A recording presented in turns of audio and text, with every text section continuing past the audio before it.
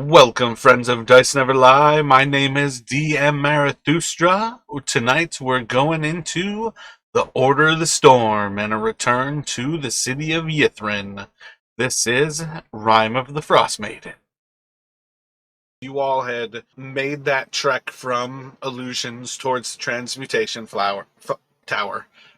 Probably only about like 5 or 10 minutes. They're not terribly far away, probably just like a few hundred feet.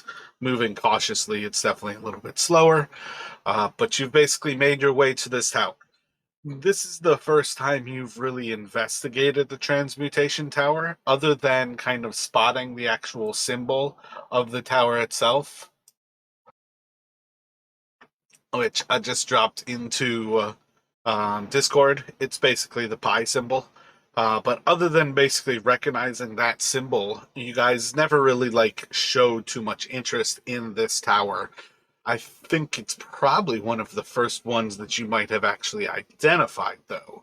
But this time going around the tower, giving it a little bit more thought, was where you would notice all four sides are just sheer, perfectly flat walls, 100 or so feet up into the sky. This place is just stone. And kind of a little bit of a recognition transmutation. Wizards who practice this don't really need doors. They can go where they need to go and they can make what they need to make. And that's where you would eventually kind of spot this one kind of chunk that basically looks a lot like, or maybe you guys could recognize that in the crashes, something like a massive stone, something like a meteor kind of knocked out an actual chunk of the wall. And I'm pretty sure we basically had you all recognizing this threat and hearing this telepathic warning as Fen would probably be the one who was approaching, crawling up to this spot about 20 feet off of the earth.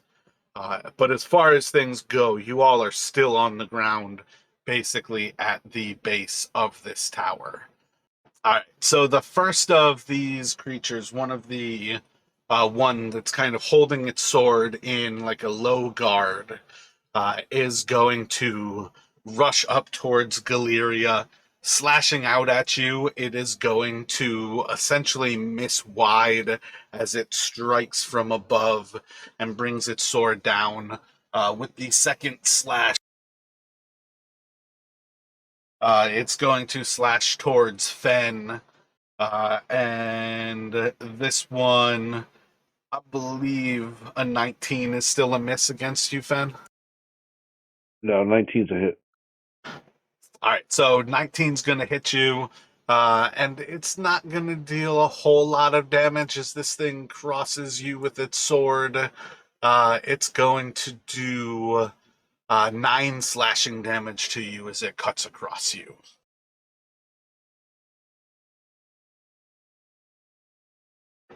Another one of these sworded figures is going to slash towards, move up on Fen.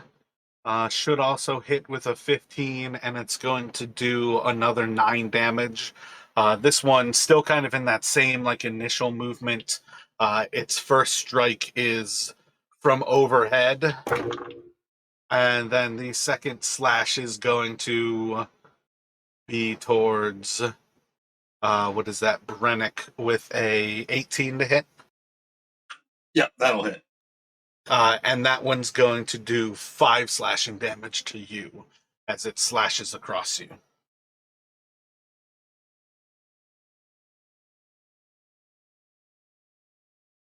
And then the one that's just kind of standing next to them, this one does not actually have any outward weapons.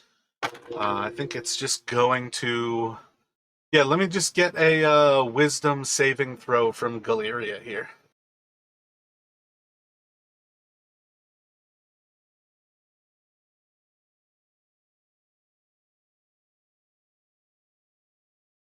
So you are going to hear in your head as this psychic warning of words starts to like garble, and your brain just kind of fills with these words. Like many of them are unknown to you. You can kind of sense that it's like returning to almost like a Laurosian language and stepping away from something that's like automatically interpreted by you.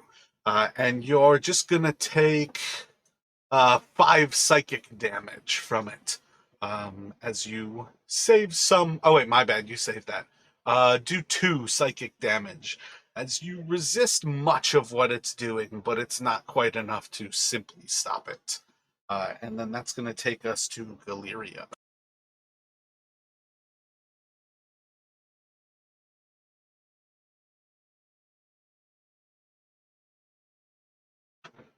So 2 of these creatures are inside of your group, basically side by side with you all. Another 2 are probably like 15, 20 feet away from you guys, but right next to each other.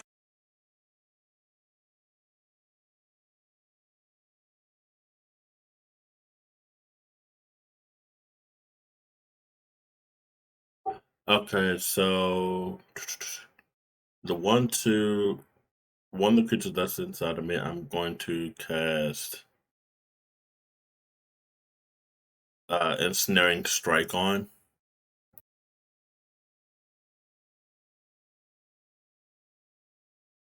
Wait, this is a bonus action. This is a bonus action that modifies your attack action. It does. So it makes sense that you would cast that as a bonus action and then make an attack. And it's more than likely if you hit, it does something. Okay, yeah. Then yeah, I'm going to cast that.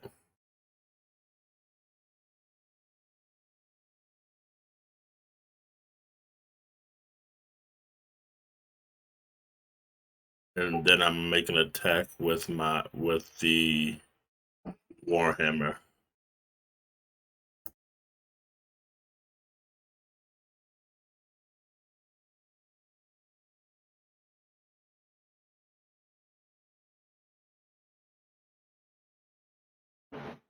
So as always, if you can set it up so it automatically rolls damage, but if you're rolling damage and it doesn't show, always roll the damage as soon as possible.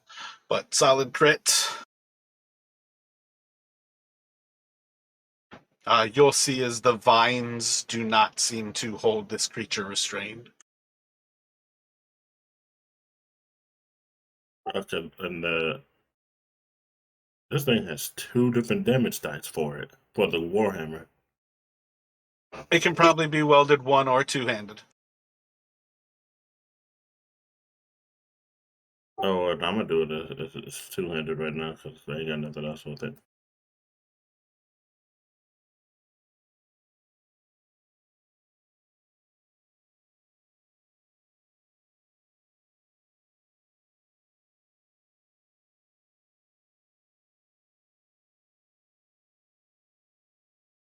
And that'll be it for her. Gotcha. Response, that's probably to the one that actually attacked at you, and then it's going to go to Fen. You probably just want to roll that again, though, right? Because that didn't do the crit. Oh, yeah, that's right. Roll 1 more d10.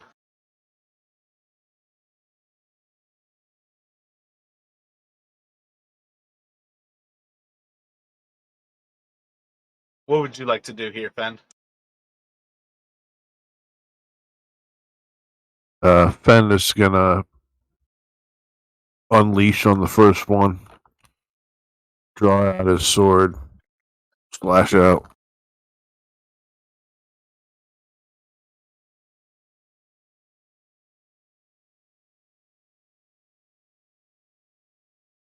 Solid hit there. I'm gonna do an unarmed strike, and then I will do flurry of blows with for a total of 3 unarmed strikes coming up.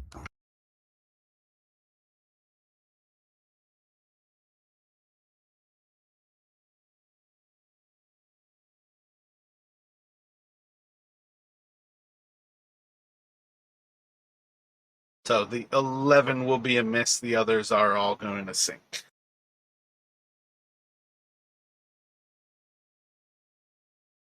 That'll activate Agile Parry and end of turn.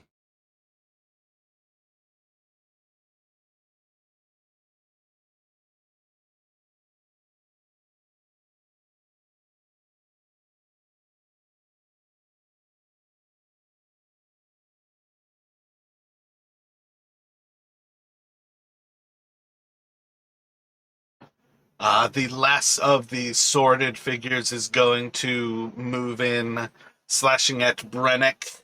It should hit you with the 21, and it's going to do. What is that? About 11 damage. And its second attack is going to be a massive whiff against you, Brennick, as it just kind of like overextends itself on that first attack and draws the sword up to try to bring it back across you, but you're easily able to move out of the way there. All right. And as If I may, real quick, that first figure would be severely bloodied. It would be mortally wounded after Fenn's attacks. okay, and sorry, is it Brannick's turn now? Yep, that would take it to you. Okay. Yeah, so kind of as Brannick is kind of managing to evade that second sword strike, he's kind of turning towards the one that Fenn and Galeria have already been beating on. He's going to extend his arm out, and you'll see like a little puff of smoke. Essentially, he's going to cast poison spray, attempting to poison the wounded one. Roll a percentile for me. Sorry, D100. Yeah. You can get that one and one of the others in that same spray. Say the one that's like immediately on you.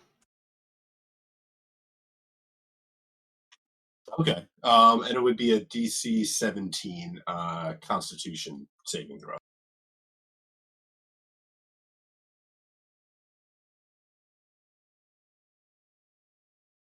And it's Saber Suck is a cantrip, so. Gotcha. So that'll kill the like main target there. The one that's immediately on you, you can just see as like the spray that like is focused much more on that one because it's much closer to you. It's almost like the magic. Oh, wait a second. My bad. These technically have resistance. What's your DC? Is 17 now? Yeah, still gets through. So yeah, you'll just see as like the one that's immediately on you, like the magic isn't actually fully forming by the time you're like spraying across it. Its flesh doesn't even seem to be affected by that. And then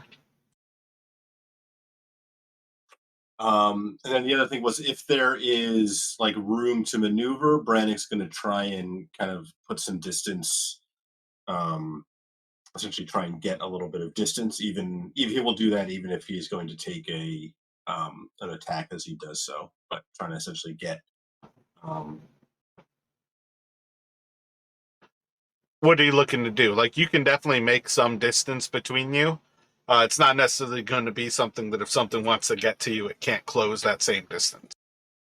Right. No, it's more for essentially he's trying to not be like directly in melee range, unless something comes after him.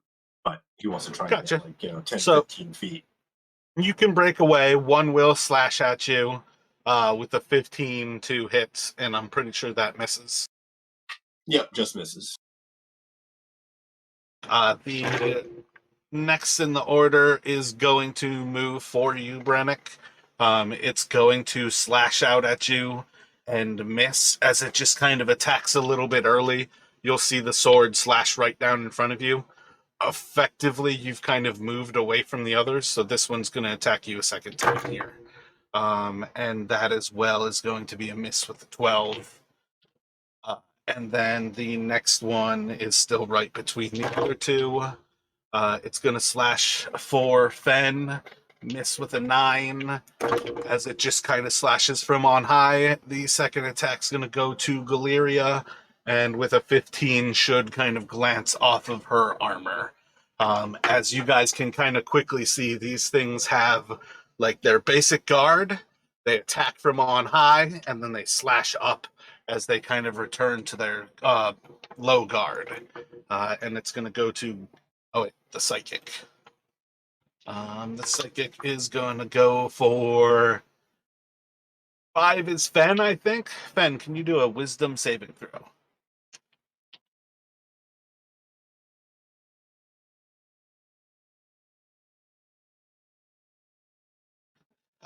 And you'll take, what is that, like 3 damage, psychic damage, as you kind of hear this same thing in your head as there's just like almost a loud yelling, but it is in a language that you don't fully understand. It's enough that you can kind of recognize that it is almost elvish-like, but it is still like a horrendous thing that kind of crosses your mind. And it's going to go to Illyria with Fen on deck.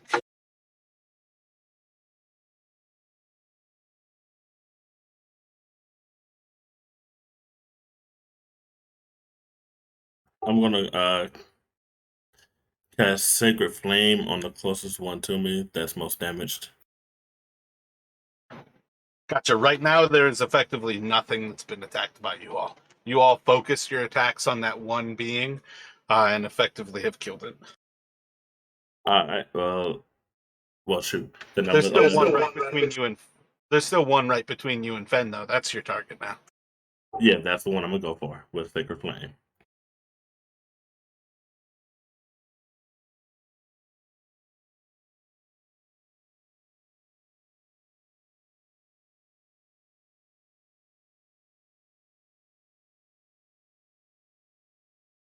As the light kind of comes down from above, this creature's like already reacting to your spell, and is kind of a step ahead of you. As you start to strike down from above, it's moving out of the way and preparing to strike. If you don't have anything else to do, it will go to Fen. Yeah, that's it for me.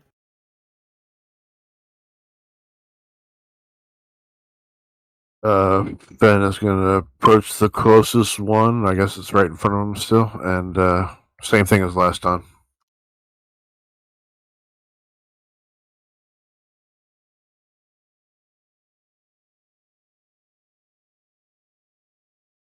So, sword strike and then 3 unarmed strikes as you flurry into it. The first strike with your sword is just going to go wide as the creature's kind of dodging this strike from the sky above it. The critical, it will move into your actual strike, and you'll gain a solid purchase on it. And the last one as well, you're going to just glance off of its chain, and it will miss. But land 15, 19 damage.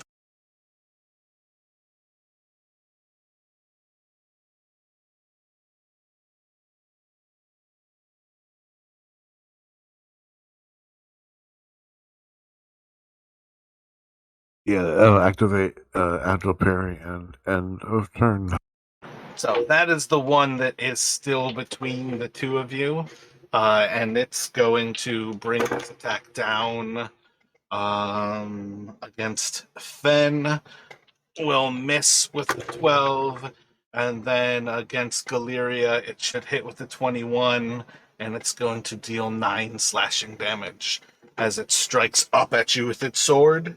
Brennick, you still have one on you that was just attacking. There's one in between your two friends, and then the one that is effectively unarmed that's kind of like triangle away from you all. Yeah, so I think Brannick is instinctively going to focus on the one that's right in his face, and he's going to try the same thing again. So he's going to throw his hand out again, and essentially try to release another puff of poison gas into this thing's face.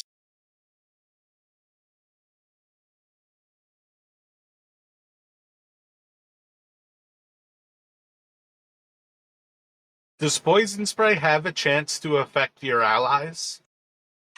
It's just one target. It's not an area of effect. Okay, I got you. Yeah, I always picture poison spray as like a stream thing sometimes because it's weird. I was just assuming it was a area of effect giving it that quality. It's not a big deal. That will kind of start to eat into its flesh.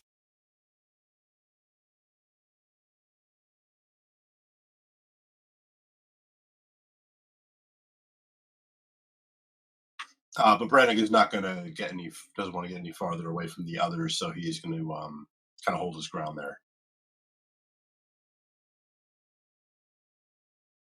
My bad, I keep forgetting these have magical resistance.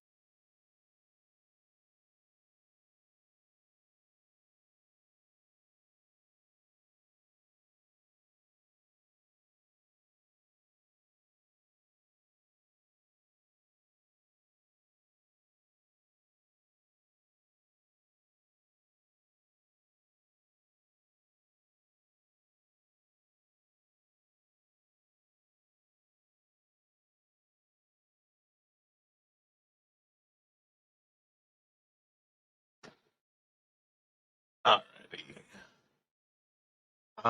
Yeah, this one is still focused on you, Brannick, the one that you just hit with the acid. First strike is going to miss you with a 11. Second strike is even worse. So you can just kind of see as the actual acid is like eating away from its flesh. Thing is striking out at you and just kind of going wide with its strikes. It's going to go to the psychic, is going to target Ben. Another wisdom save, please.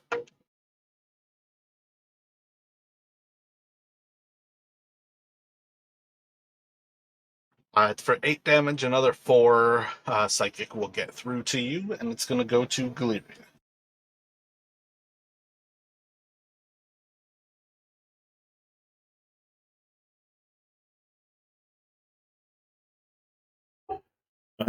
Real quick, can we tell what kind of creatures these are? These are. Do I need to use an action to be able to tell?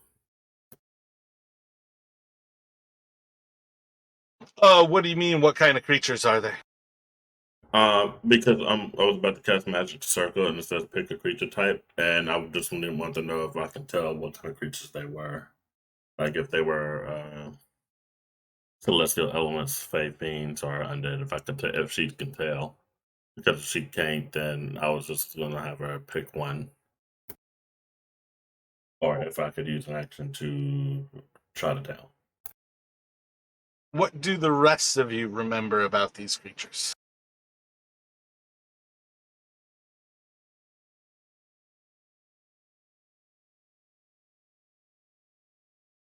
Oh, they were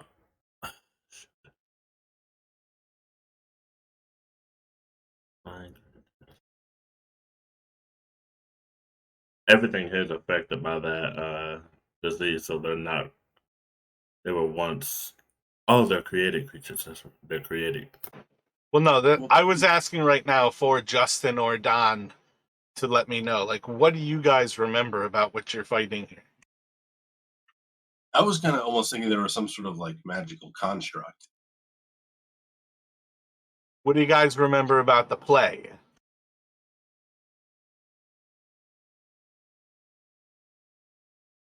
Yeah, they started to kind of like move. Like they don't seem to be. I don't know. They seem to be like animated by something, but they don't. They're not like acting of their own like free will. Like they're directed by something else. That's what made me think like, some sort of construct or created creature. How about you, Don? Can you think of anything? I'm drawing a blank. So, with that extra bit of information, do you have any further insight right now, Rashad? The only thing I can think is that they are transmuted, like kind of transmuted illusions from the play, like someone else is just causing them to be here. So, if you'd like, you can make a Arcana check. You could make a religion check. Either of those, I think, would have to be an action inside of combat for you to decide. To really try to understand these creatures. Versus what you've been given by the others right here. That's kind of what you can gain without actually doing anything action economy wise. Okay, yeah, I'm gonna do a religion check then. Gotcha. So roll a religion check here.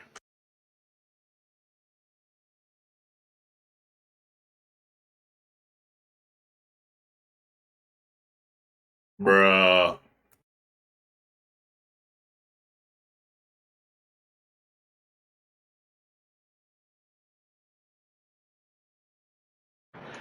I would say with that, you're struggling to recognize whether this creature would be something that is either evil or good. But that's a pretty bad roll for you to recognize. That might be kind of the recognition. I've not seen what god Galeria worships right now, but that might be a solid recognition to understand that your god probably isn't trying to help you right now, and it might be the time to kill them instead of trying to think about them. What would you like to do, Fen?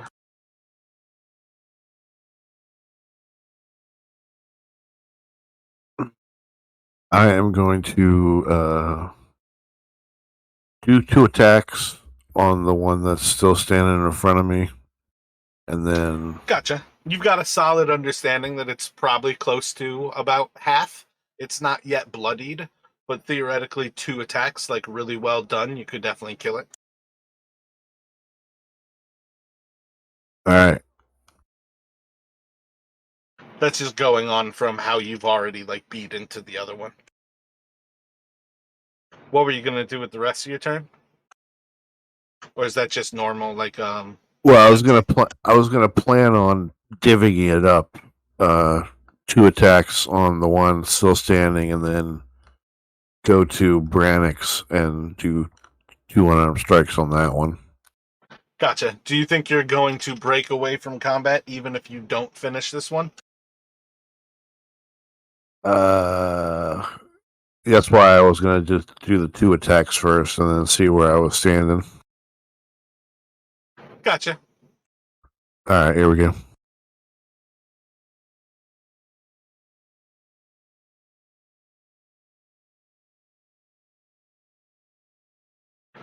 So with those strikes at it, the first one's going to come up short. Second one, you've got solid purchase. Do you think you're still going to move forward, Brannick? Or do you think you're going to stay here and keep fighting this thing?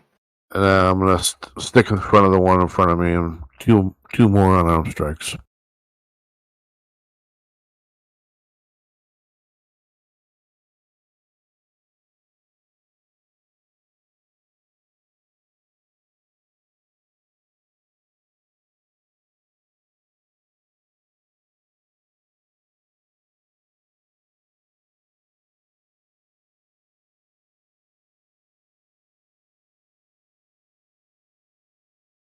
And that will end a turn.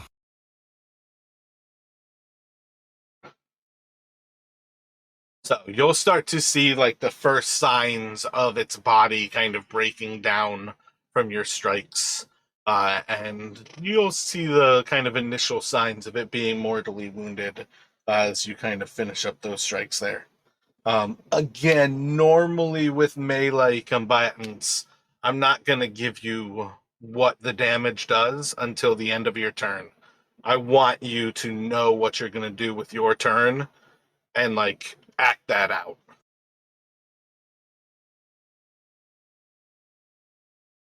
Gotcha.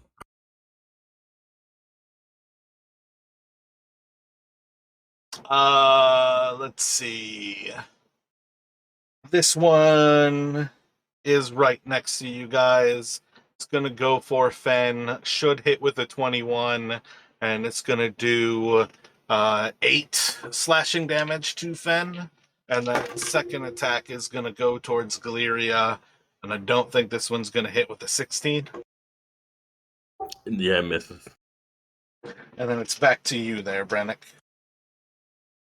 All right, so Brannick kind of seeing, he's got the one in front of him, but he's seeing Fen kind of looking like he's trying to, come to his aid. He is going to, again, hold up his hand. He's going to cast a second level magic missile. He's going to send 2 of the darts shooting off towards the one in front of Fen and 2 of them at the one right in front of his face. Gotcha. First 2 towards Fens.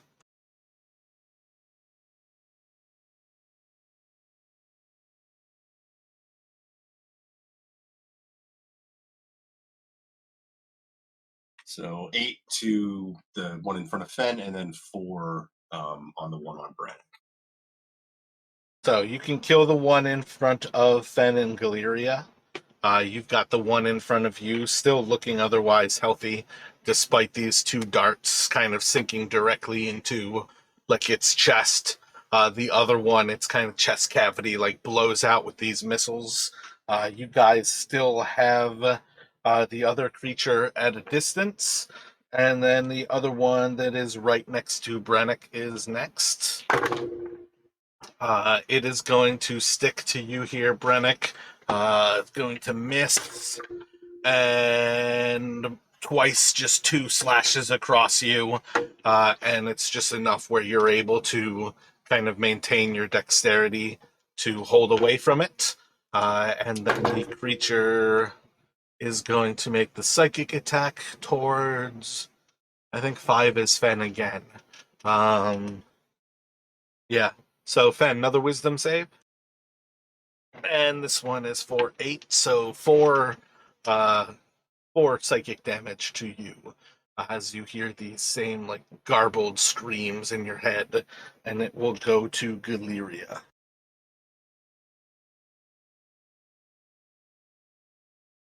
She's gonna make an attack with the Warhammer. Gotcha. So you can close the distance to the one that is on Brannick, or you can close the distance to the one that is basically just like standing still, but you guys can vaguely understand the thing that is screaming into your skulls is this creature that is not moving.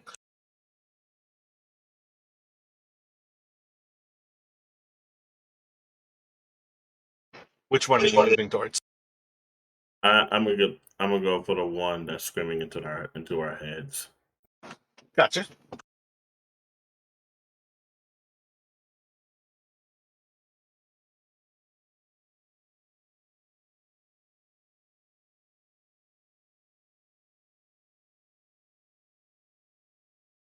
Solid strike into it, and it should go to Fen.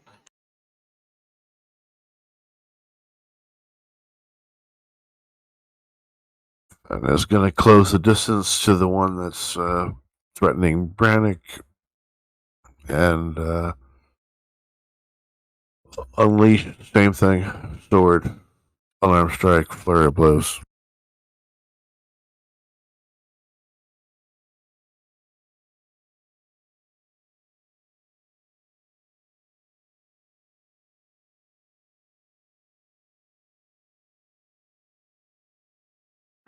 So sword will deflect off of its chainmail.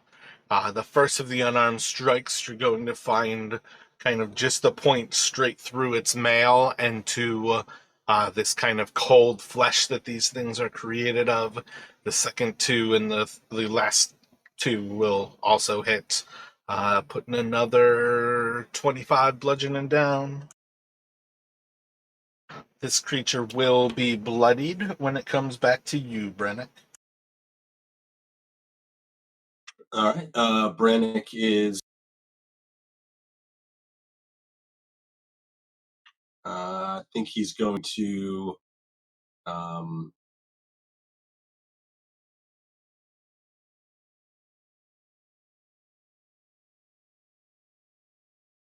Yeah, that kind of that poison spray doesn't seem to be too effective. Now with Fen here, I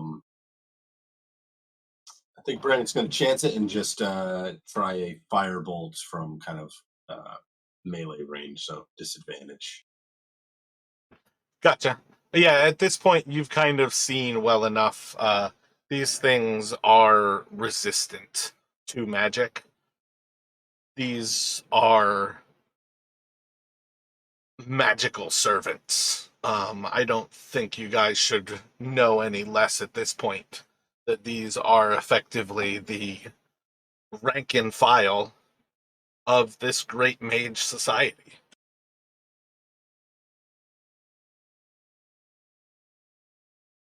So it will hit. You'll see a little bit of burning. Again, it's going to take half damage from that. These things are resistant to magic.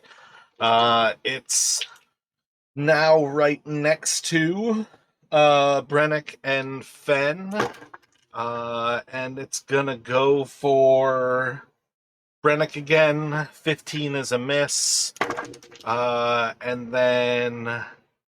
yeah, I think that's Brennick again. This one's going to crit off of you, and it's going to deal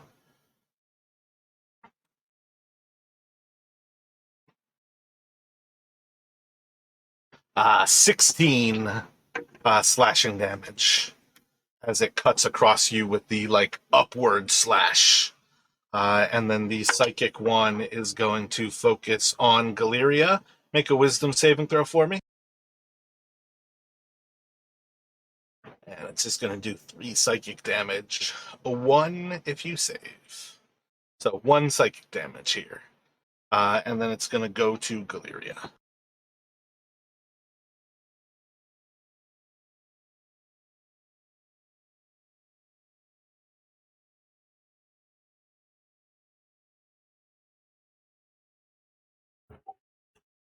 She's gonna swing at it again with her warhammer. The one with doing that's going into our minds.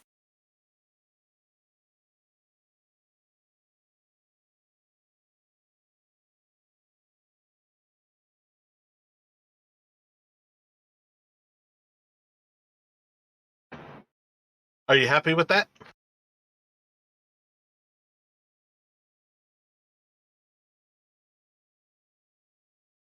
It's going to miss, and it's going to go to Fen. Can swing out at it, and it's just kind of casually with its hands almost in a prayer position, moving away from the blow of your warhammer.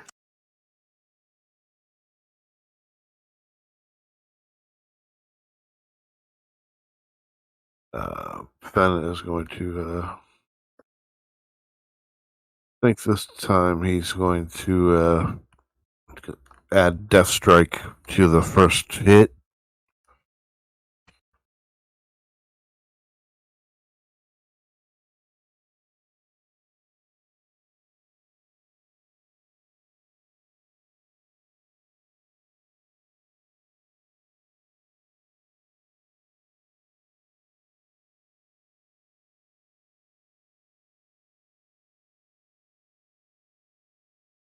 So, Death Strike from the sword here. What is it, a D6 still, or is it D8 now?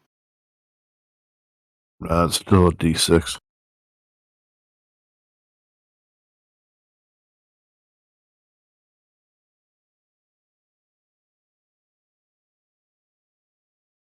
And then I'm just going to do 2 unarmed strikes.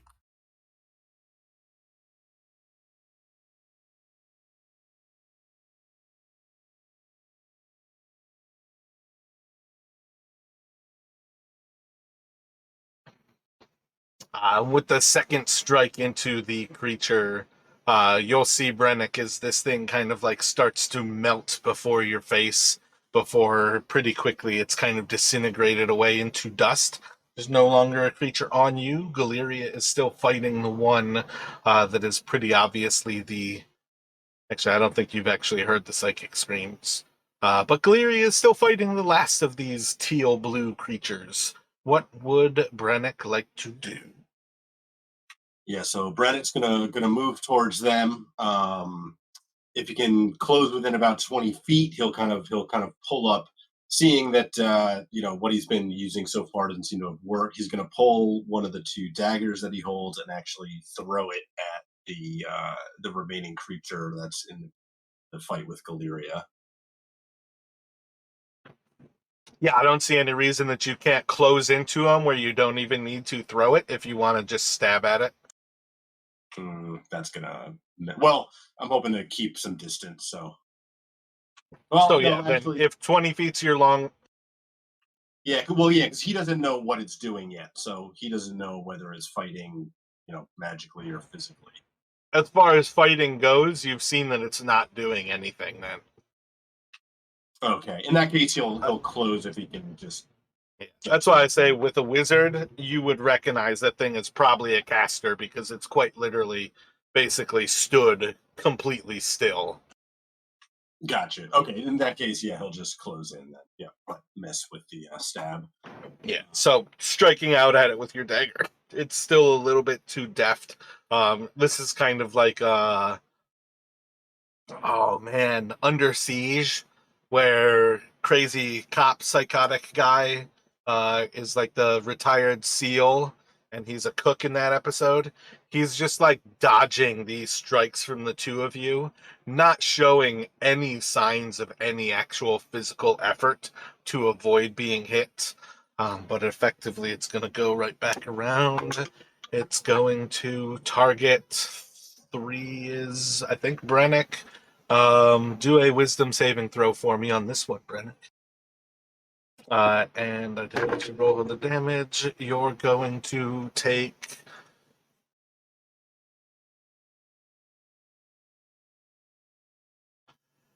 What is that? 8 psychic damage. And then it's going to go along to all three of you in a row. Theoretically, if you guys hit, you're going to kill this creature. But technically, it is not terribly wounded right now. Just if you guys can go down the line and do your attacks here, Galeria, Fen, and then Brennick. Again, I would not expend resources, but make some attacks real quick, guys.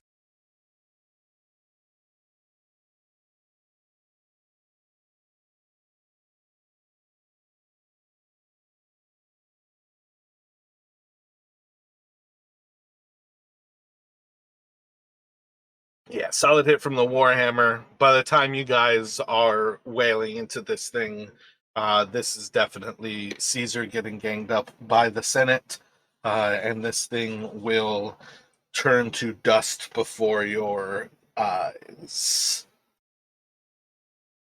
I like how every single roll was just 20 or higher. That's the one that also doesn't have armor too.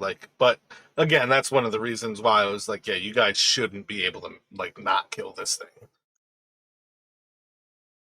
Things have to go drastically poorly if you're gonna not get the kills on that one. So you're still basically just outside of this transmutation tower. You still have a view of that crack in the walls of the tower. These creatures disintegrate upon killing them, so there's nothing to actually look through around the actual grounds that you're on. Is the intention still to make your way into the Tower of Transmutation? Yeah, Braddock is thinking. He's gone over kind of what he knows. He doesn't think he has anything that could help be given us the Tower of Transmutation. He's thinking, there was some way for us to essentially create our own door, but there's nothing that he really knows. Doesn't know if Galeria has anything that could be useful in that sense.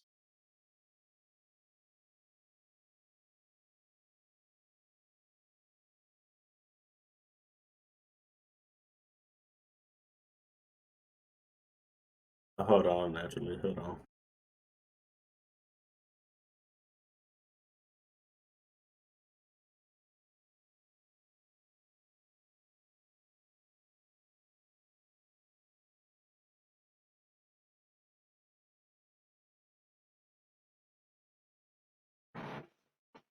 Let me have you all roll perception checks.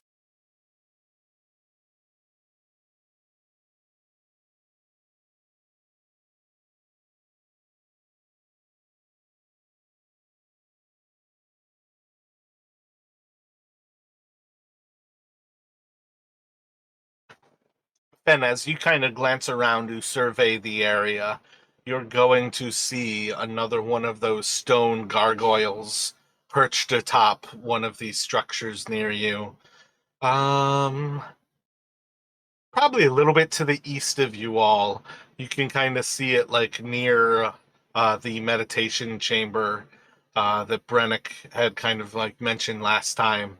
And you see like the moment that you spot it, it's just going to kind of extend these large bat wings out of its back. And it's going to take to the air and start to fly to the southwest. Not overhead, but it does have to get nearer to you all for a few moments before it's kind of flying away from you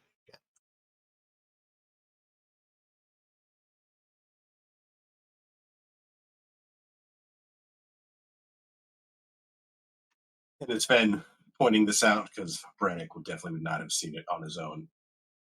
again. Yeah, anytime Yeah, I of say it to you course. guys publicly, I assume you're sharing it. Unless, like, Don were to say, I'm not going to tell anybody. Just assume anything I say publicly, you guys are sharing. It's a birdie. Right. But we don't.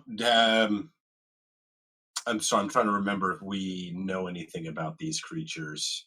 It feels like they're spying on us.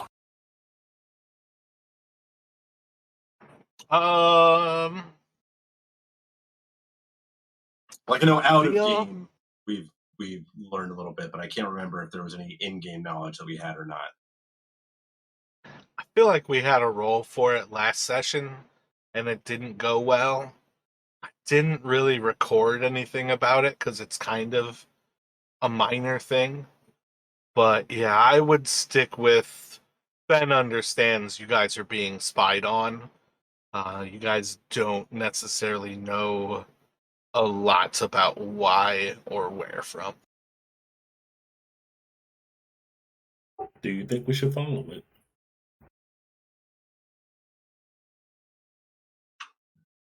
I'm telling what it's is a spy, not telling who it's reporting to. So perhaps we should just continue our efforts here. But we see it again. Perhaps we can blast it out of the sky.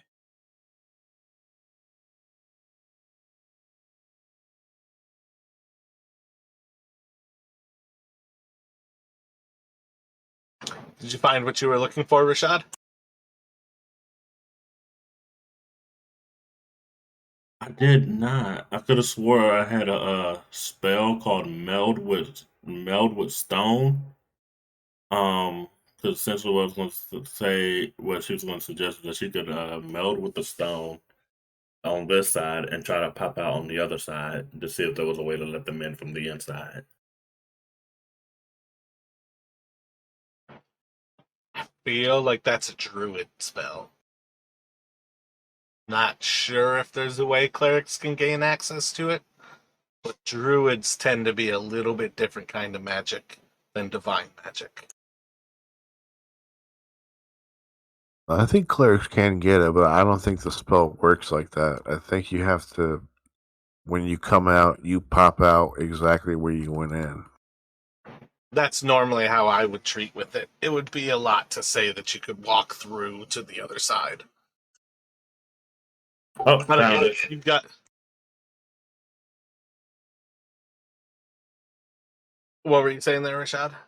I'm sorry. Yeah, I was saying I found it. She didn't have it prepared because she didn't think she would need it. You guys have an entrance. It's just 20 feet overhead. Yeah, we're climbing. So I think Ben can climb pretty much risk-free. Just do a dexterity check for me, Fen. Dexterity acrobatics.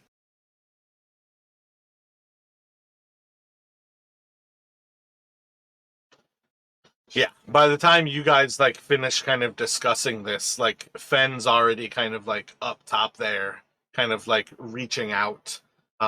When you climb in, Fen, you're going to see like as you kind of climb into this crack, The moment you kind of push your head inside, you can kind of see that there's like signs of rubble all around when you get your head like to the crack. And you're going to see signs of like bodies amongst the things like strewn about the ground. The moment the first part of your body reaches the wall and kind of goes into that hole, you're going to see about 15 feet to your left, about 5 feet off of the ground, as a torch lights up with kind of this golden yellow light. And you're going to see as it kind of casts across this room. One moment here.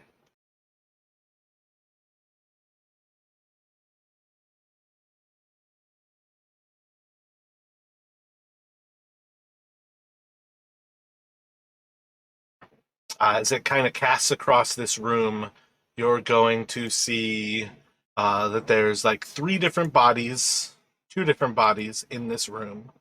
One of them is kind of just like fallen on the ground, almost directly in front of you.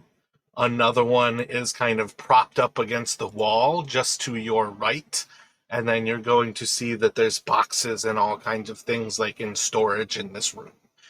You will notice the body on the ground very much resembles one of the bodies of the creatures that you just fought with swords. The body that's kind of propped up against the wall very much resembles the body of the creature that was just kind of standing there during all of that combat. Their flesh is still kind of a pale white. These are not exact representations or exact creatures. Their clothing and their attire is the same, but their flesh is different. And when you actually like kind of move into this and the light comes on and you can actually see them for this first time, you're very quickly going to recognize this difference. The 3 or 4 times now you all have seen these creatures inside of Yithrin, they have all had that blue-green or kind of blue-teal flesh. You've seen 3 different colors of flesh, and they've always been blue. What are you thinking as you kind of like first move, like that first movement again is when the light's going to come on? What is Fen kind of thinking? So I think obviously he's going to kind of be drawn to the flame, but then noticing the bodies on the floor, they're not moving. Obviously, deceased. Gonna look back towards the flame, and So there's a door just beyond it, about like 15 feet to your left. The flame's a little bit like about door height, like about towards the height of the door. It seems to be a kind of mundane torch.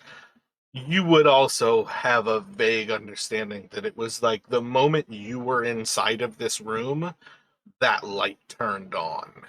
Do you want to like get closer to it and look more at the light? It's interesting, or is it just like noticing like what's going on? I think being in a city full of wizards, if they can construct magical servants to do their bidding, they can get a clap on, clap off. Yeah, that's precisely why I told you it how I did, was because I don't think it would be beyond you guys to recognize that you are a living creature and therefore require light, so there is light. If you want to throw a rope down to the others, you can basically do a strength check with them to climb up, or you could easily kind of like throw a rope around the actual stonework of this area and allow them to do it while you go about searching through this room. Do you want to help the others up? Are you looking to just kind of like leave a rope for them? Do you guys want to leave a rope here if you need to make an expeditious retreat? Yeah, Fen is going to help make sure everybody comes up safe and secure. Gotcha. So let me get a strength athletics from whoever would like to be the first person up, but Fen and then the other person.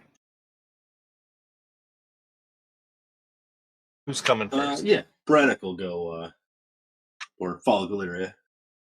Gotcha. So let's get athletics from you here, Fen. Yeah. So between Galeria and Fen, you can very quickly assist Galeria up into the tower. Galeria, you're going to see these same things.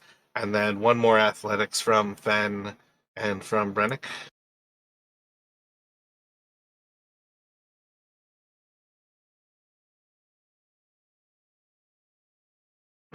Sorry, Brannick, I slipped. Oh, you're perfectly fine. That's just both of you have to fail to make it like a fail. Brennick, if far more like you like watch Galeria like almost like jump up there, you're having to actually work to get up there. But you'll walk up into the same scene basically. Back to that idea. Do you guys want to leave a rope behind so you have a quick way out, or are you going to stow this rope and bring it with you? It's about 20 feet from this area down to the ground. I'm going to stow it unless anybody has objections. None here.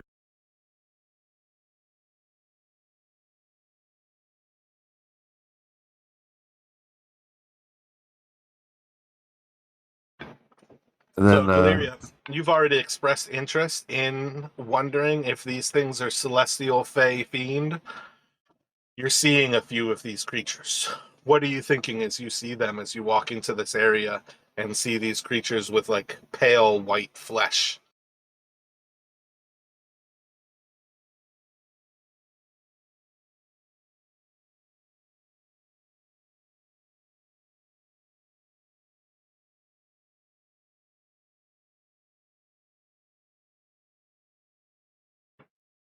The room is otherwise covered in a bunch of boxes. There's the light off to your left, a door that seems to be just beyond the light. With her with me noticing the creatures and whatnot, just looking at the features from a distance. Honestly, I would say to her, without actually inspecting the body, they would probably, I guess, look kind of human or fiendish human to her, just from a distance.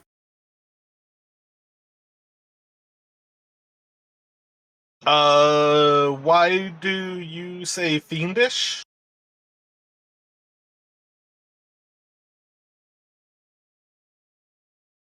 These things have humanoid qualities about them.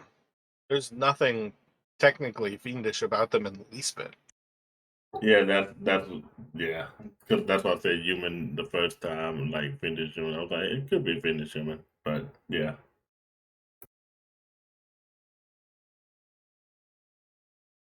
Gotcha. So if you don't care to investigate them any further, you guys have this room. There's a door to your left. If you want to leave this room, do you want to go check that door?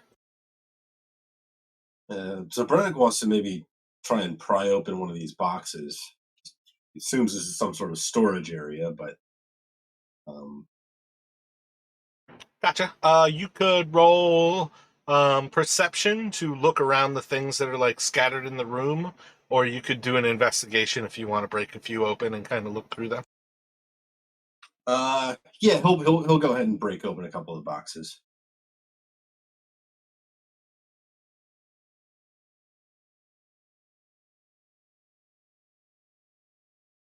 If he can't, like if he can, like kind of break them open, just kind of kick them or bashing them with the hilt of his blade or something.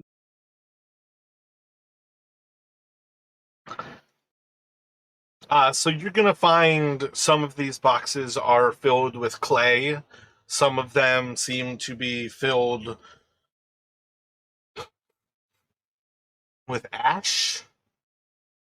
Some of them have like roots that almost have kind of like um, bodily qualities to them. Do you have herbalism? or alchemy as proficiencies? I do not. And then you'll find like underneath one of these boxes, as you kind of like lift up one of the last boxes you're checking, you'll see that there's a dagger, and it has like a beautiful kind of golden like handle to it, and its scabbard is just as kind of ornate, and the entire thing is just covered in tiny little like rubies and sapphires. You can probably, without a second guess, assume that this dagger probably has about 1,000 or so gold worth of gems inside of it. Yeah, that will definitely catch Brennick's attention, and he will reach down to pick it up.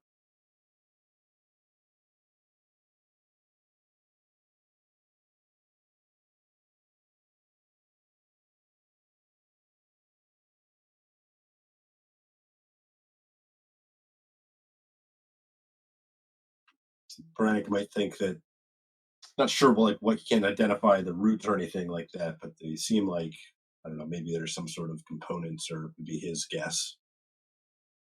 Something I'm used. actually looking over your spells real quick to see if you don't think you can have the spell to quite recognize them yet.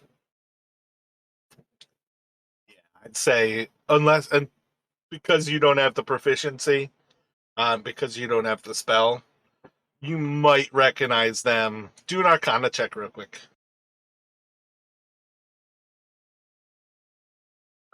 You can recognize these are probably the spell components for Create Homunculus. Okay. Okay, yeah, not something I know how to do myself, but I feel like we encountered one of the homunculus in back in the cabin, the black cabin, right? Dead one.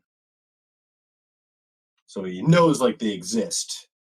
He just doesn't know how to create one himself. But yeah, he'll kind of share that with the others. I don't remember offhand about the homunculus being in the black cabin, but I definitely think it is perfectly fine to say yes there, because between the mythaler and the device that you guys worked on in the black cabin, that device is a tiny version of what is the sun at the center of this city. What I hope is kind of the reason you guys made getting into the Spire your top priority is the device that's basically creating this sun-like effect in this area. Yeah, it may have been somewhere else, but I feel like we encountered a dead homunculus somewhere. It might have been there. It was a good spot for there to be one. I just can't remember offhand. It feels forever ago. Yeah, yeah.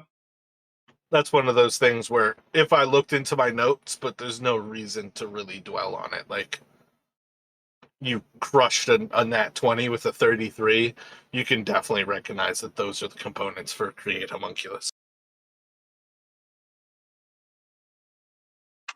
Yeah, so he will start to kind of strapping the dagger on his belt. When you actually add that dagger to your inventory, again, add it as a dagger worth 1,000 gold. Gotcha. Galeria would ask Reddick, why do they need ashes to make an homunculus? Yeah, different spells use different requirements. There may be other ways to create them, but I've heard that ash and clay and roots are used to form the physical body. Did it? Is there specific? Does the ash has to come from specifics? Like, does it need to come from a human, from a corpse ashes? Because one of the steps earlier, what from one of the other earlier towers is to draw a circle from the ashes of a corpse. If that's required for a homunculus, we might need to take some of this ash with us for later.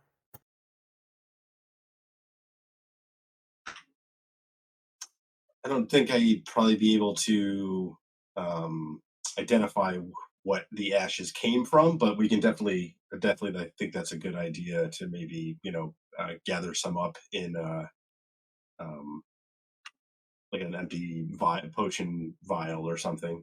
Yeah, that's a good idea. Feline will kind of like reach out and grab at your wrist, not like hostilely or anything, and kind of like looking you in the face. Components and intention with your spells is quite important. And as she looks over to Galeria, the words are powerful when the weave is touched. Those of divine magic do not work the same spells we do. From ashes to ashes, dust to dust, our language empowers our spell. And she's just going to kind of like brush the ash away from you, Brennick. If we need the ash of a human, we need the ash of a human. We do not know where this has come from. Ash is ash until you need it from a specific source.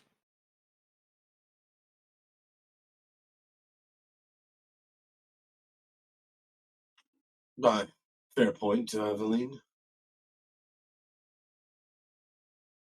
Yeah, I guess that would make sense. I kind of don't want to mess around and be the wrong ash, and then we get a whole different effect. Precisely. There is no way to interpret what will happen if we get things wrong. If this spell is created to keep us out, we may do great harm to ourselves to make any mistakes.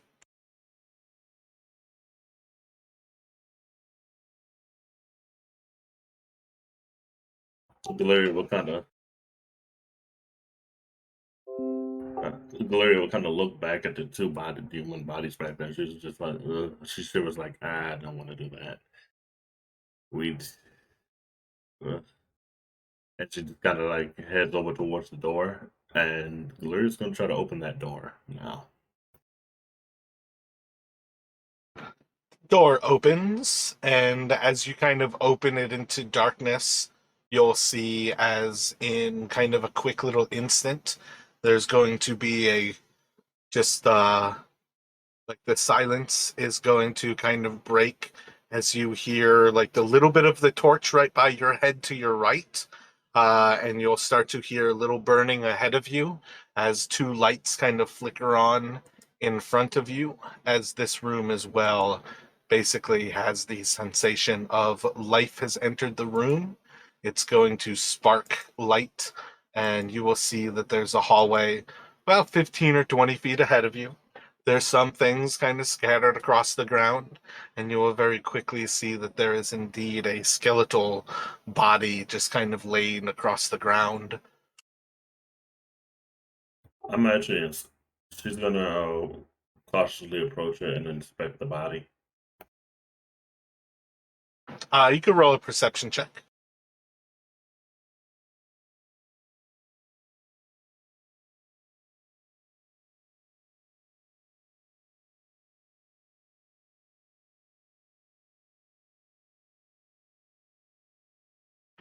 As you like lean down to look at this skeletal body, uh, kind of like looking through, doesn't seem to have much of anything left. Most of what is still kind of present is simply just bones and things that essentially won't really decay with time inside of a rather sterile environment.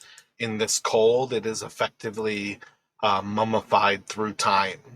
But you can see that there is a human who is standing about 20 or so feet to your right. They are looking away from you. You can see their back. They are standing below a few more torches along the wall, and they seem to be looking at this large orb about their chest height, and it's a little bit broader than their shoulders. And this orb has a kind of like faint blue-green glow to it.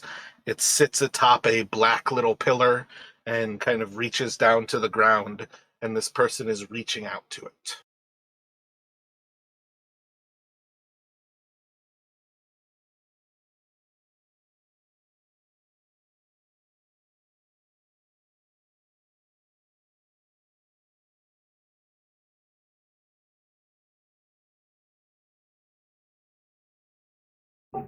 Galeria will point this out to the others and basically gesture what they want to do about this.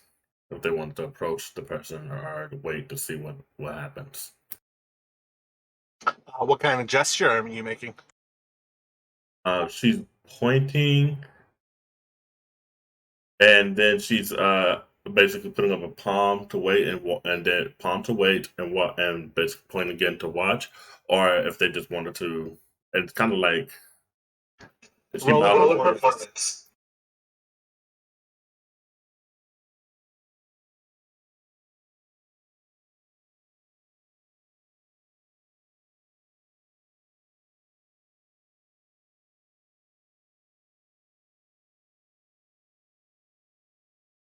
So you can probably see Galeria making a sign as she's like going through this body. She kind of halts and stops moving for a moment, holds up one finger, and then points ahead of her. What are you thinking, Brennick? So Brannick is going to move up to try and figure out what she's pointing at. And I don't think he's catching the intended And meaning. what's Fen doing?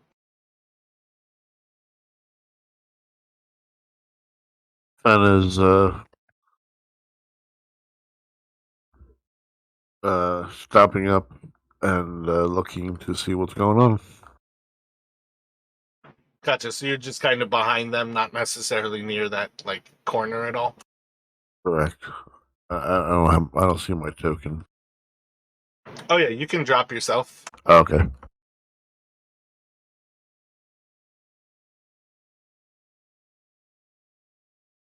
So Brennick, you can look over, see this person.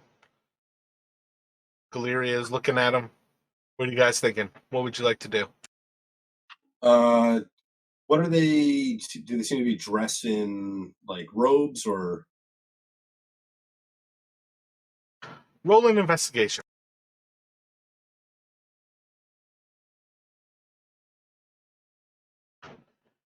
You're like looking at a humanoid. With their flesh, their clothing, their hair, it's all very uniform. That might have been a person, but you're staring at a statue.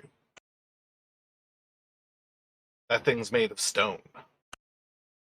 Okay, so it's like Brannick's eyes adjust to the light up a little bit more. He takes a bit of a closer look. He's going to turn back to the others. Oh no, it's like a statue. If we don't get too close to that orb, but he's going to start kind of moving towards the statue.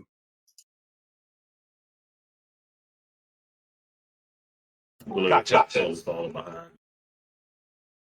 What was that? Galeria's just slowly following behind. Gotcha. So there's a door kind of just south of where Fen is right now, that seems to lead into whatever room is kind of to the south of where you guys are right now. As you approach around that corner, Brennick, you'll see that like there's not anybody else in this place. There seems to be like a little bit of storage that would have been in that kind of southern area, but most of that area is kind of covered in like shattered vials and glass.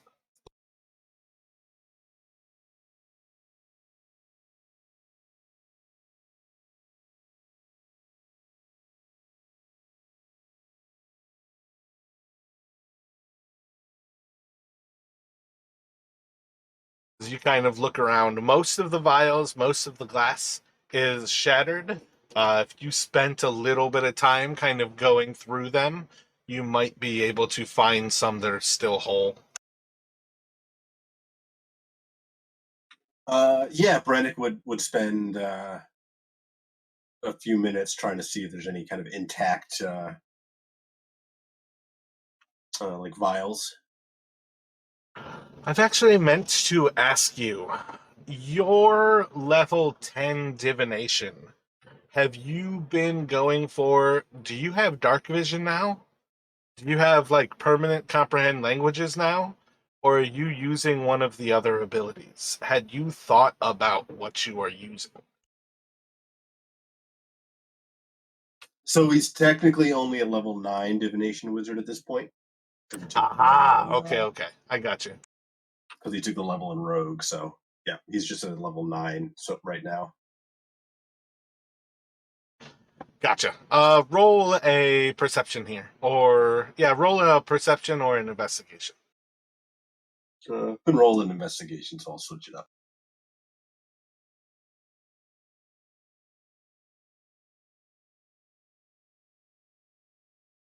Gotcha. So you can see that there's a bunch of smashed files. Most of them are in pieces. Going through most of these though, you do eventually find, like, in one of the cracks where it seems like the stone has split, you find one little stopper, and as you pull on it, it's the glass is like scratching against the stone, but you're able to remove a single vial, and it just has kind of like a liquid silver inside of it that sloshes a little bit to one side, a little bit to the other. You can see writing on it. I think you could recognize it as it is not traditional Larosian.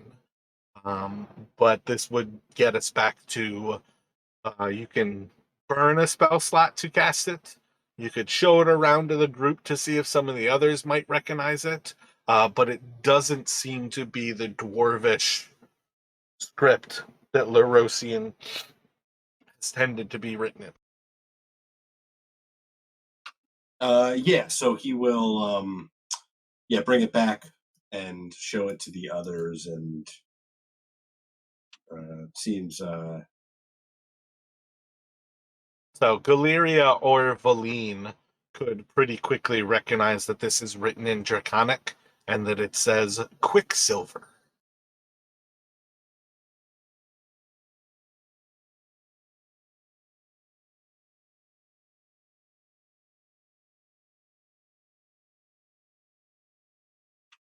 well, Brannick will thank whoever kind of translates it for him, and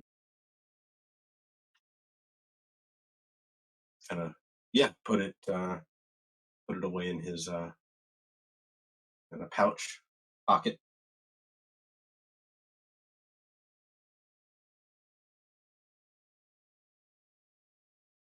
Then we'll give them both a nod and then open the door to the south. Roll a dexterity check for me, Ben.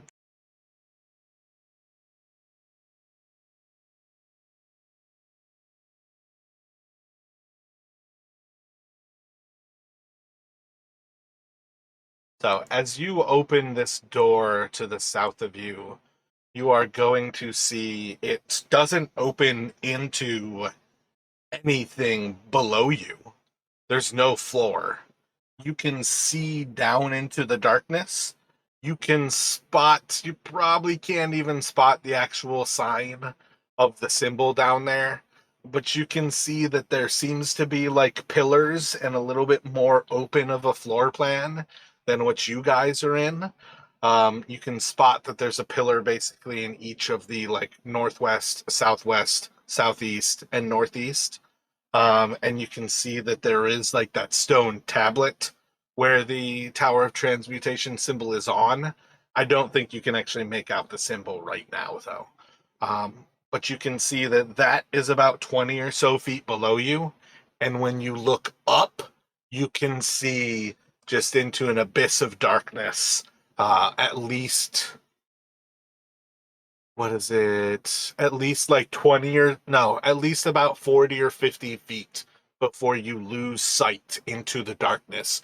You're just staring up. This tower has a central shaft that seems to go up, probably to the peak of it. There's nothing about what you can see inside of it from where you are that tells you it is anything but perfectly smooth. And it's only below where you are that it seems to get larger than this kind of 15 by 15 foot shaft.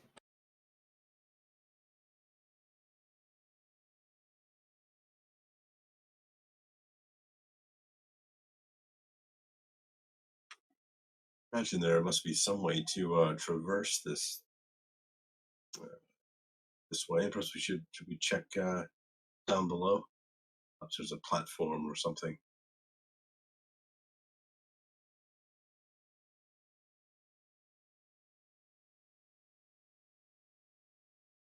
That sounds like a good idea. And we're gonna look around. We can probably just use that statue over there as a anchor for the rope. Try to get down.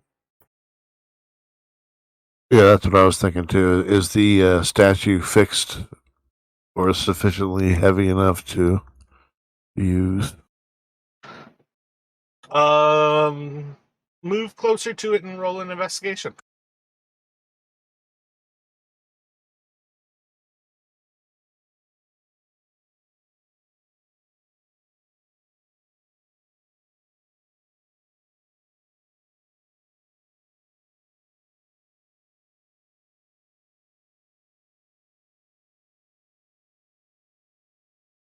Definitely looks sturdy enough.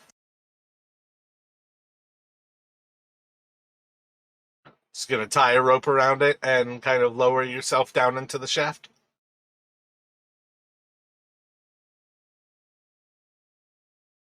Yes, that's the plan. So this is one of those things, like you could tie a rope to it and get like 40 feet of rope that you can like dangle like away from it. Or you could like loop a rope around it and hold both ends of the rope, but that makes your rope easily retrievable. Do you have any thought about what you'd like to do there, Fan?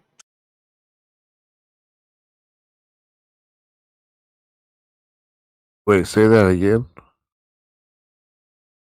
Like you could tie one end of the rope to this statue, or you could loop the rope around the statue and hold both ends of it. So you could have like a 25-foot rope that is not tied to anything. You can retrieve it with ease. Or you could have like a 40-foot rope that's anchored to this creature or to this stone.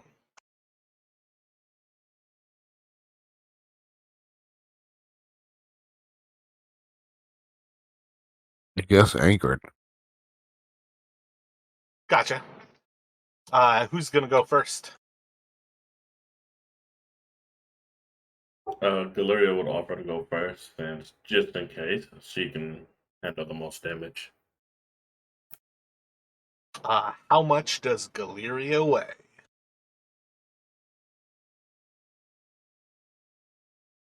They've been hobgoblin with her armor. She's probably around, I'll say around 300 pounds or so.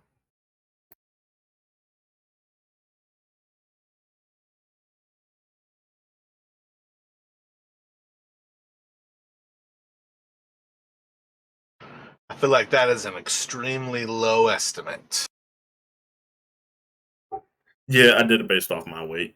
So hobgoblin. You are not a hobgoblin, my friend. Well, then that'll probably up at I'd say probably around more, probably about around 100 pounds more, probably. I guess around about 400 pounds is what she would be. You have 183 pounds in just equipment on you.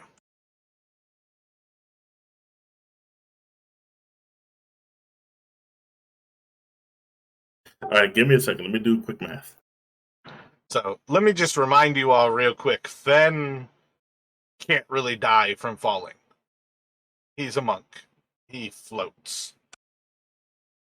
Yeah, I mean, he's the most agile. I kind of expected he'd be the one going first because if Yeah. something Galeria is a happens, he walking can, brick. yeah, he can kind of handle, you know, get out of the way better than. I mean, Brennick was almost like he could almost. Do we have a sense of how deep down it is? Because Brennick was also thinking he could essentially like Misty step down.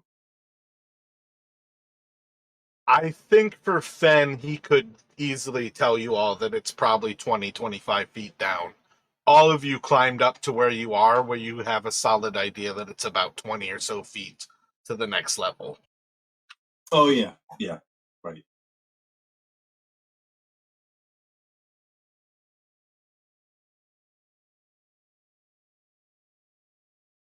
But that Rashad is one of the reasons why it's very important to actually like write in all of the things that are like descriptions of your character, to actually roll to see how much you weigh, how high and how tall you are. To have weights is a very important aspect of that final step of creating your description. You've got all of that left blank right now, but those are key little things because knowing how much you weigh is a part of this game to recognize that you're whatever you weigh plus the 183 pounds of the gear that you're carrying. Whereas like Fen is generally a pretty light person and also pretty much can also shed every bit of poundage that he is carrying by just like setting down his backpack. He's not wearing armor that is always a part of it. But let's have Fen go first because you can. And just roll a D100 for me, Fen.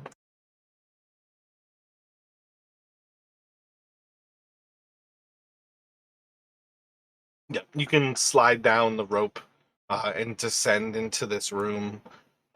You'll see kind of all around you those same kind of pillars that you could spot from above.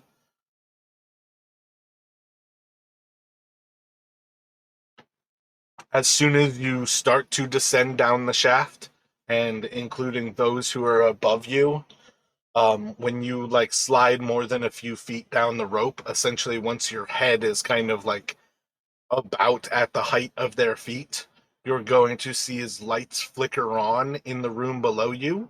Those who are above will now be able to see the actual sign of the Tower of Transmutation. You can see that the stone of the floor is kind of etched out with this rim around it. And you can see that there's like a collapsed uh, pillar down on the base. There's only 3 of these that are actually holding the floor above it up. But otherwise, it seems to be a pretty empty room below you. Roll a perception check for me, then.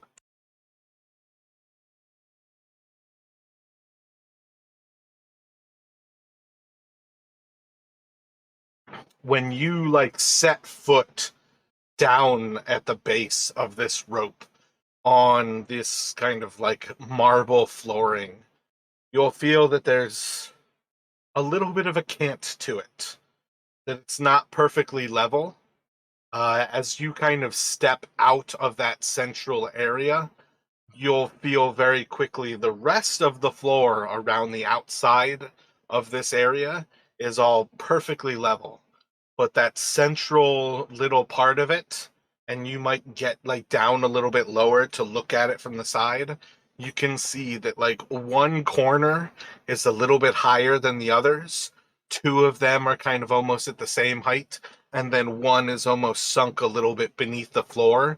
That this 15-foot by 15-foot like slab of stone in the center is not a uniform part of the floor as the rest of these pieces.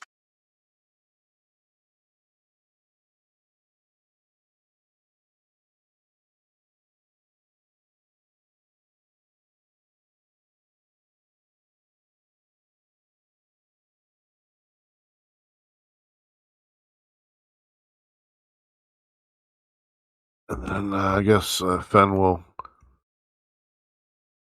assist the other characters if they're coming down?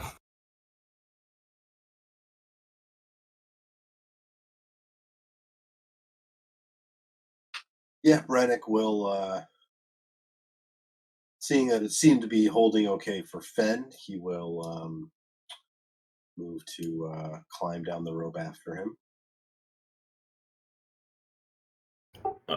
Once Brennan reaches the bottom, Galeria will follow shortly after. How much does Brennick weigh? So he's about 160 plus, call it about a little over 300 pounds with equipment and everything. Roll a D100 for me, please.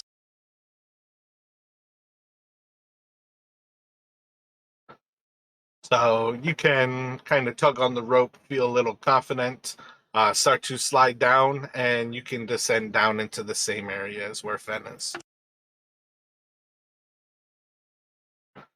And then Galeria, when you go to try, will you roll a D100 as well? Do you have a total weight for yourself? Yeah, I had to Google how much a grown hobgoblin would weigh.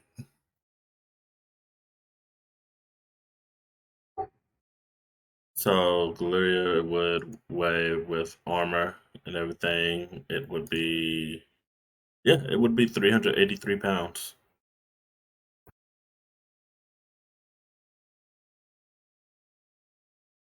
Gotcha. Roll a D100.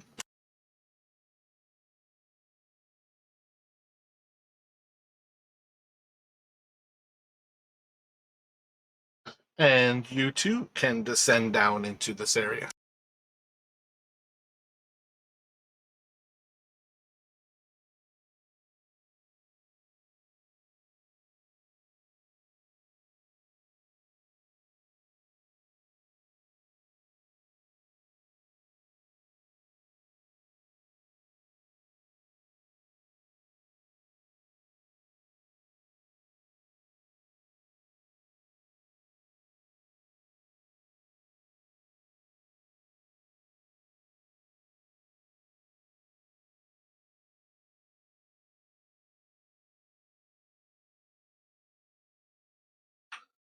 So Rennick would like to, does the, he wants to like inspect this symbol, transmutation symbol in the kind of center of this platform. See if you can see anything that looks like it might. He's thinking maybe there must be some way to get up and down the tower. So he's going to look for something like either like an indentation, like a button, or something to press.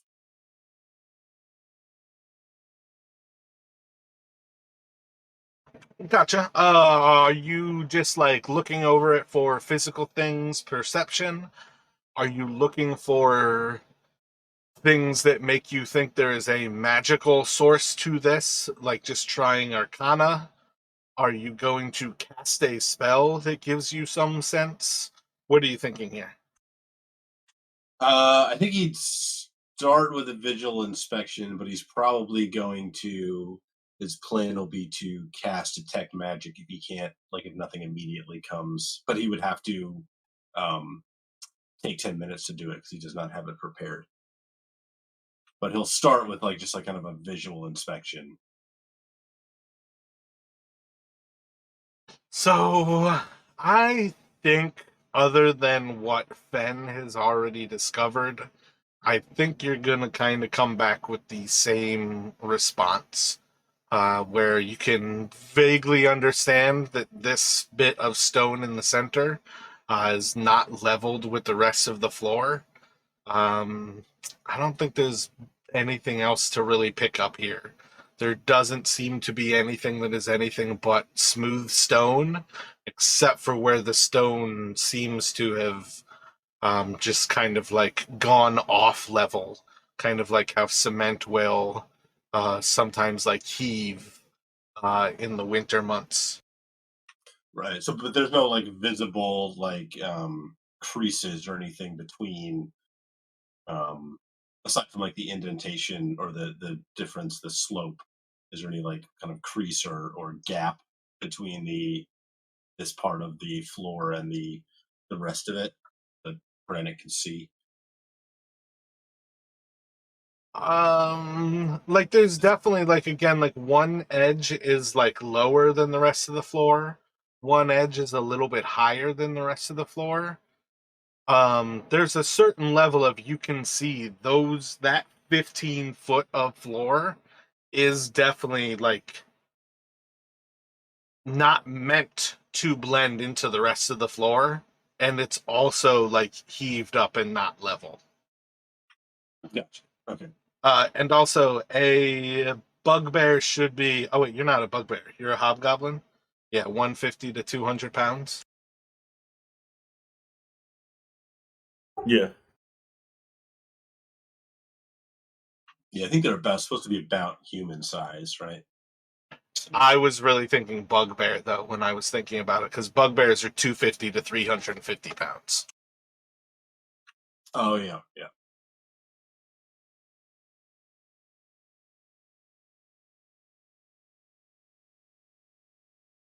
So what's everybody thinking as you're down here? Are you gonna start casting detect magic? Yeah, Brannick is going to start the ritual. Yeah.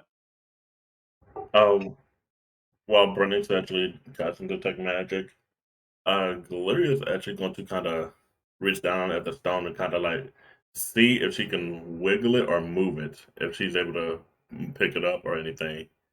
Are you using any kind of magic? No.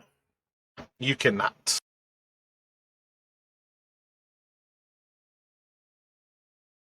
All right. When she realizes she can't, she just kind of she sits and waits to see what Brennick can find out.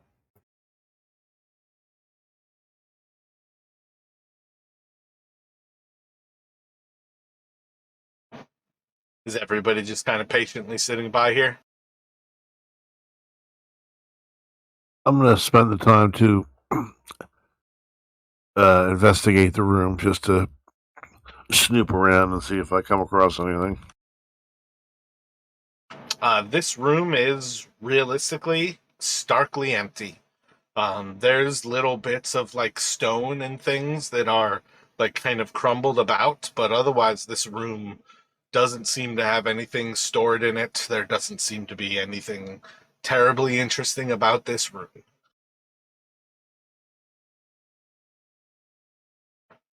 Um, I'm pretty sure all three of you have a drift globe. I don't have any reason to think that Valine has not found a drift globe. Valine is going to take a drift globe. She's going to give its command word so it starts to shed light, and she's just going to throw it up the shaft. And it's just going to go up and up and up and up and up until about 100 feet above. You're going to see the exact same symbol of the Tower of Transmutation in the ceiling, about 100 or so feet above your heads.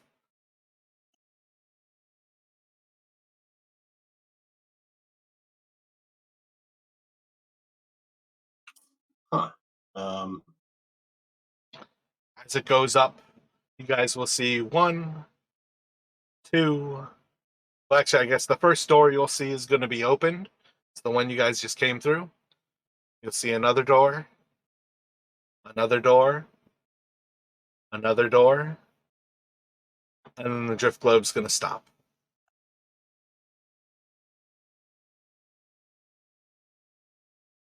I am not climbing all that.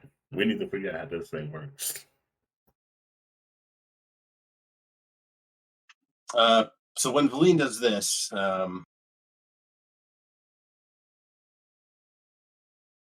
Brennick he'll break the ritual and thinking, okay, well, he's going to pull out his own drift globe and he's going to hold on to his and give it the command word and then just kind of like hold it above his head.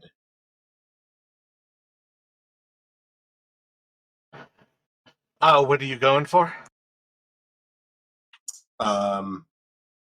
Well, like when Valine kind of tossed it up, it seemed to keep going up. So he's wondering if, like, I don't know, somehow these like two symbols, like they sense magic, and maybe it, um, Oh no, I'm pretty sure when you activate a drift globe, you can have it float to the ceiling.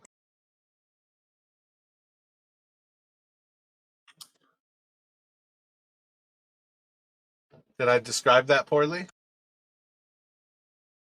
I'm not familiar enough with the drift globe. Yeah, I was just making it up on the spot, but I'm pretty sure a drift globe you can like have float off on its own, or you could have it follow you. Oh, okay. I was confused because I think it technically is only, it says it can float no more than 5 feet off the ground. So I thought maybe there was something else that was causing it to rise.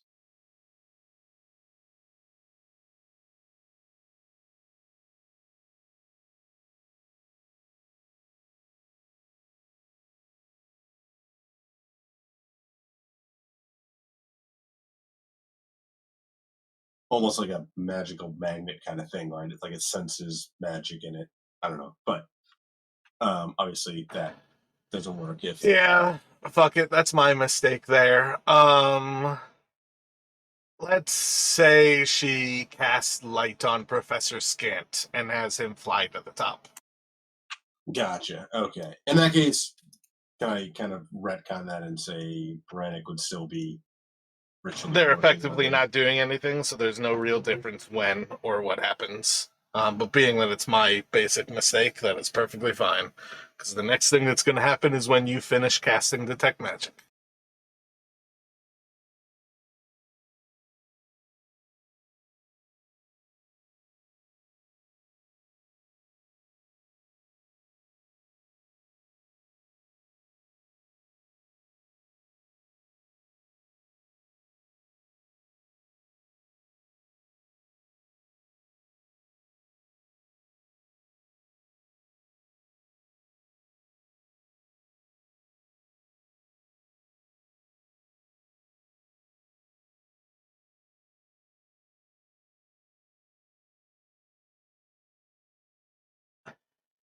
Yeah, I think when you finish casting, I think you'll see the magic of the lamps around the room. I don't think there's anything else to pick up magic-wise here. Um,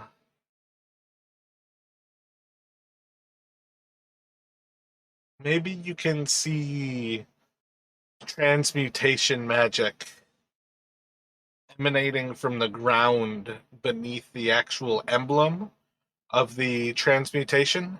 How far can you see through things with detect magic? Is it only like 5 feet of stone? it's actually only 1 foot of stone, so probably couldn't see anything. Yeah, so you can't even see that.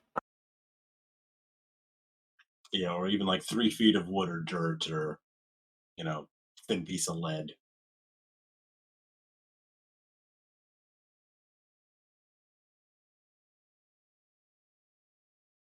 Yeah, so Brannick will kind of let the others know all he's getting is kind of a little bit off of the torches, which we already kind of knew were magical.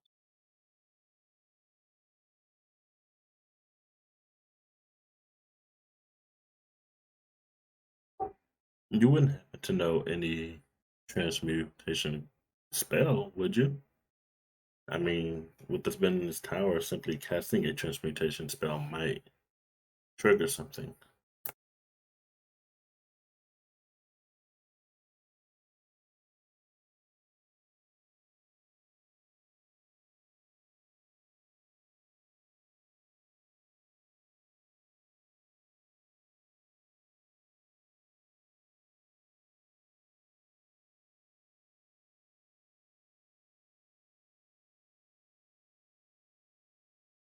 Right? I actually don't think I have a single transmutation spell that I know.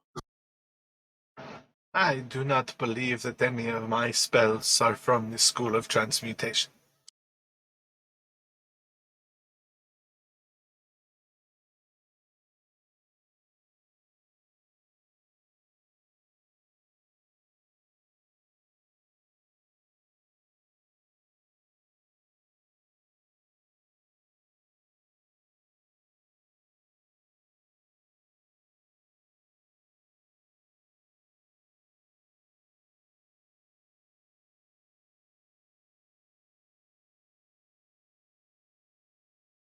Oh, and she's got dark vision. She can cast dark vision and nothing will happen.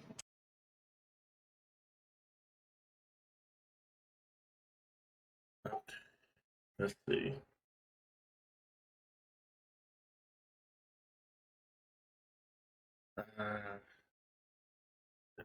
Galeria will look at the stone. Okay, so this stone is the only piece out of the floor that's not level. Maybe if we somehow got it to be level with the rest of the floor, it might trigger something. Question is, how would we do that?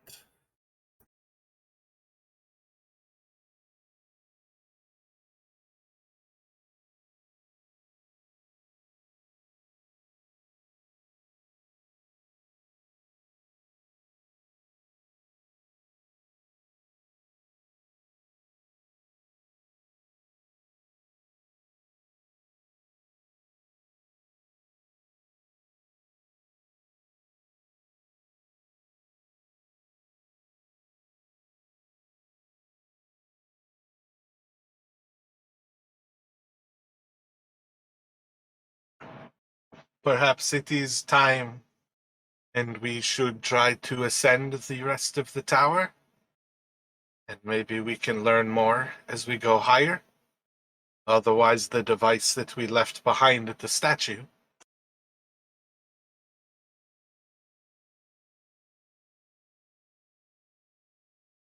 Yeah, I don't have any more ideas down here. Just climbing the old-fashioned way.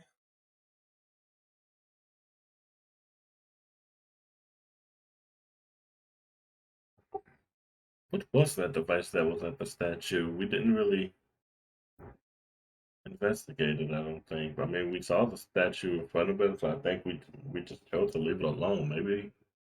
Maybe it'd be useful. Um, I think one of y'all can get up there a lot quicker to try to check and see. It might help us with this.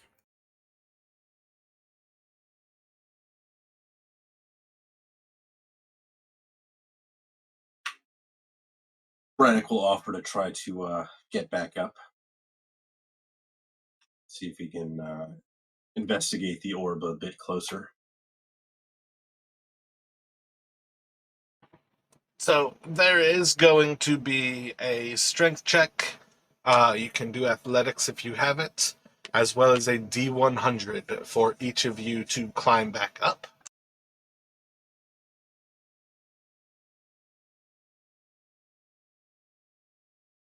All right. Yeah, Brannick will move to try and climb. Let's see.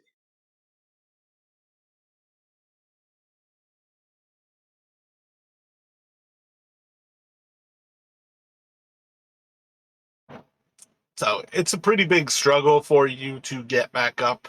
It's going to take you some time to do so, but you can eventually make your way up and kind of crawl back into that room.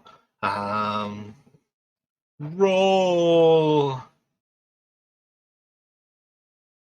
Yeah, we'll stick with that for now. Galeria, you're going to have pretty similar difficulties. Are you patient enough that you're waiting for Brennick to finish? Or are you trying to follow Brennick up? Oh no, she's definitely gonna wait. She's not gonna try to climb up while someone else is on the rope.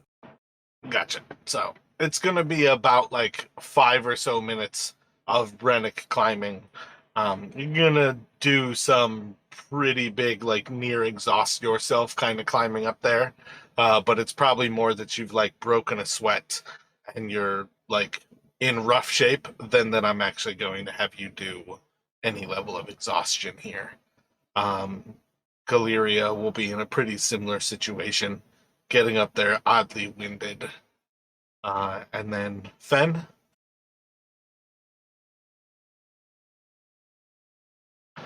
Fen just like walks up the rope with no effort at all.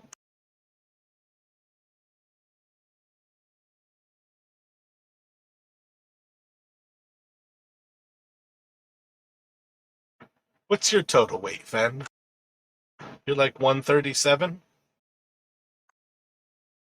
Yeah, I think I have less than 200 pounds on me. Yeah, 45 pounds in. Oh, wait. Yeah, 45 pounds in gear. Yeah, you're good.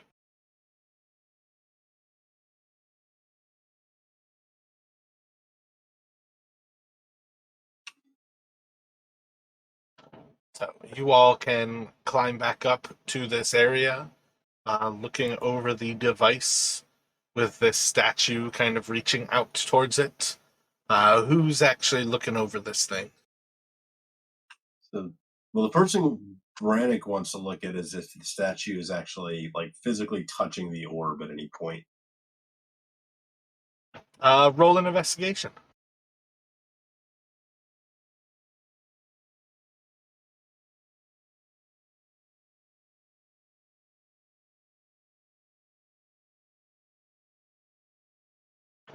So you can see that this orb is some sort of console. That is, again, it's about chest high to this person.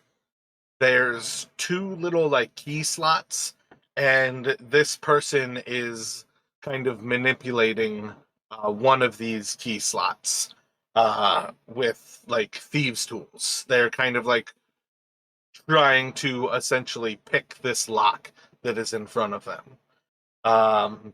And then you can see that there is another slot in this device that is marked in a script you don't quite know how to read.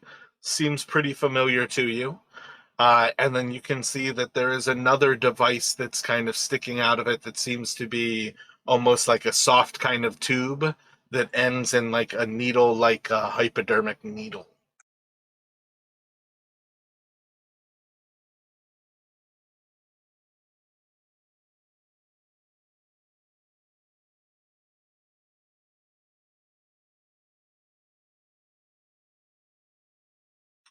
Hmm. So the when you say key slots, like for an actual like what looks like it would be for an actual like key.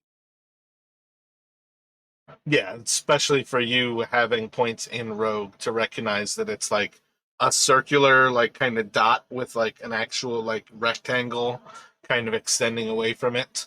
And the fact that you can see the way that they have like their hand is tensioning across like the circular portion to hold like a directional tension and then effectively looking for the tumblers in that base little section. It looks a lot like how you would use like chopsticks, where you kind of manipulate with your fingers, and then your like thumb and pointer finger essentially hold the other one in place. That's a lot of what it kind of looks like when you're single-handedly like manipulating a lock.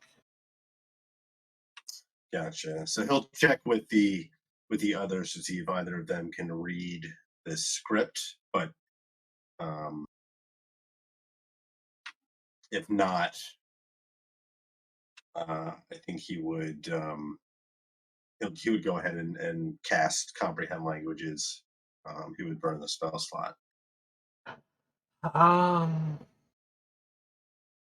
is detect magic concentration? Oh yes, it is.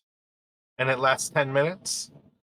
Yeah. When you get back up to here, you probably have a little bit of it left, and you'll recognize that this thing radiates an aura of transmutation.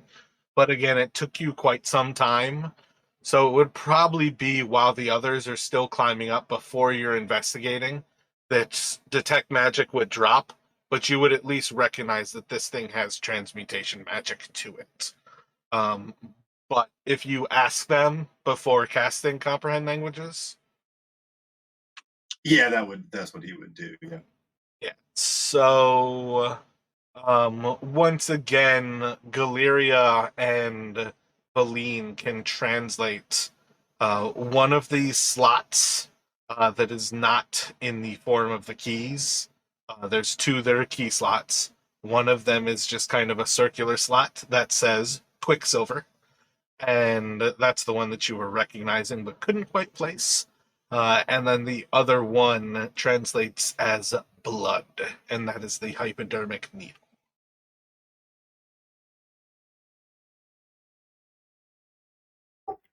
Um, well, it looks like we have a way to activate this.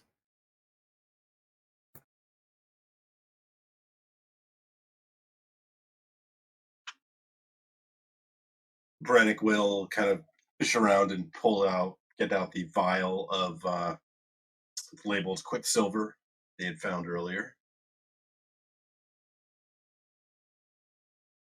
But we don't see any writing over the two, like what look like actual key slots, right? Just above the needle and the other slot. Correct. Those are unlabeled.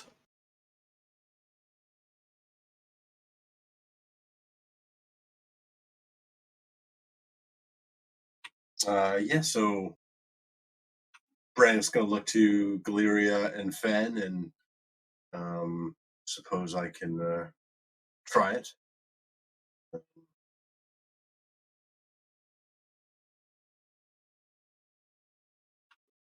I'll try to unstopper the vial labeled Quicksilver.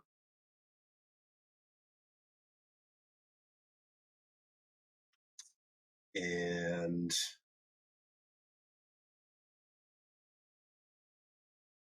I don't know if it needs to go at the same time, or are the two slots, could he essentially like put the needle in his arm, or have someone put the needle in his arm with one and then still be able to reach with the vial of Quicksilver to pour some in the other opening, or would it require two different people?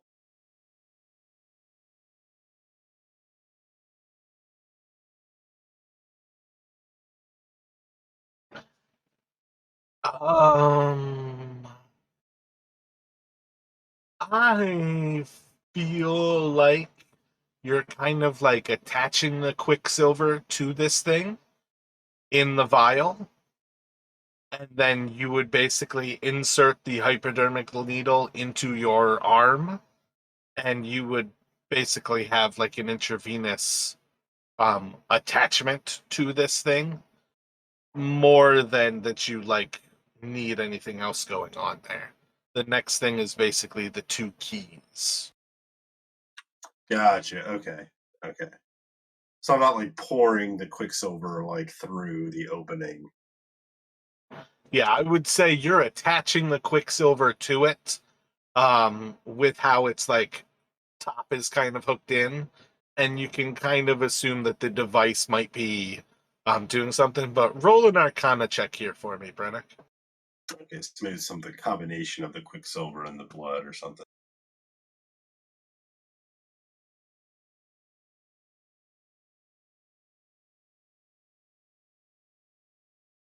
Yeah, so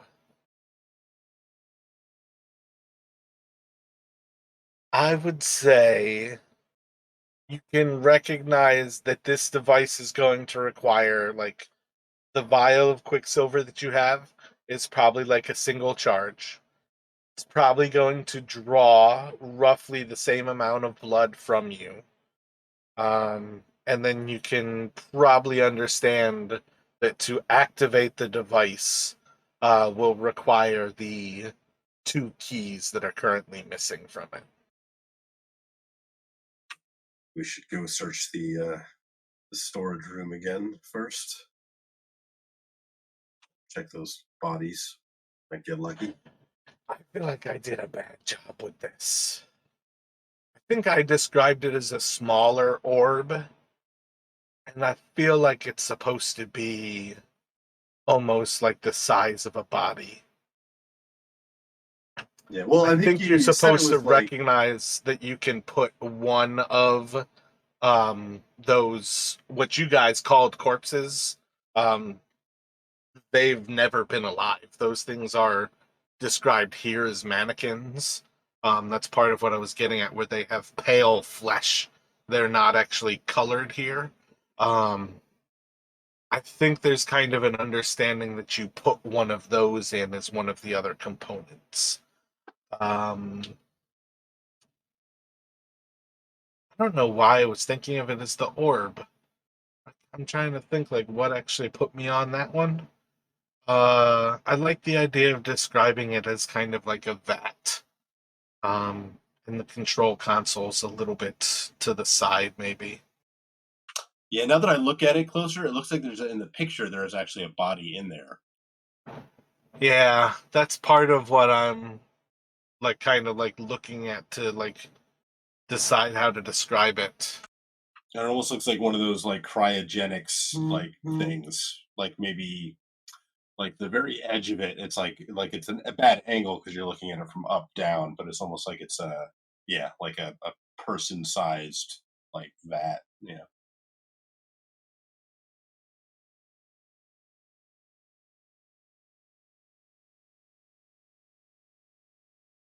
And I think it makes sense to say that one of the keys is inside of it as well.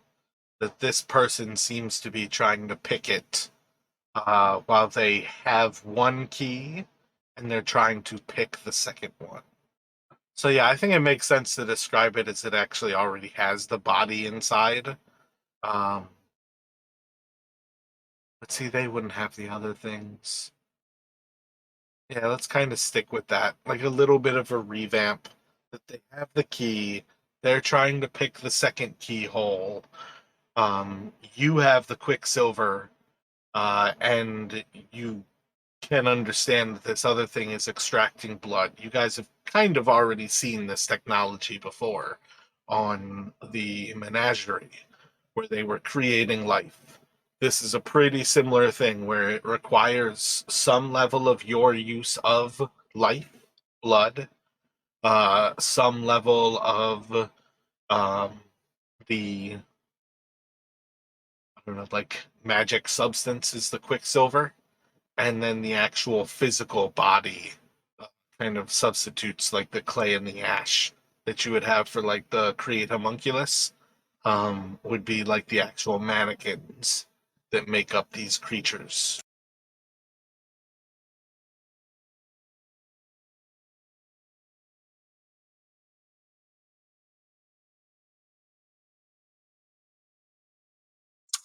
So in that case, do we think maybe we just need to find there's just one missing key? Or you could try to pick it, but you have pretty good evidence in front of you that picking it may have dire consequences. Yeah, I'm thinking maybe if we had a master thief with us, but Brandon's got a little bit of practice, but he is by no means confident enough in his own abilities to try it. Speaking of the Galeria wants that you try to just move it out the way, whether it be like pushing it over or whatnot. You just want to push it over? You can definitely do that. You want to move it over without trying to break it? You can certainly try. Oh no, she doesn't care if it breaks or not. She's just trying to move it more so that it'll get the tools out, and she wants to pretty much just take these tools and so that Brendan can have some actual tools. Well, I would think they turned to stone along with the rest of him. I feel like I've told you in previous areas where you've gone through, you guys could form a lot of tools in this place where you guys have gone. If you need thieves' tools, you can definitely write them down. I think it makes sense to say that right now those tools are definitely stone with that person. Yeah, it's not that Brannick doesn't have the tools; it's that he doesn't think he has the skill. And obviously, it looks like if he don't do it well, he doesn't really want to be turned to stone. Valine will kind of look over the object, and she's going to start to use prestidigitation to make a key in her hand. I can certainly try this and see if it is able to work. If you will allow me, I can take this one apart and make a duplicate of it. And she's just reaching to pull the other key from the device.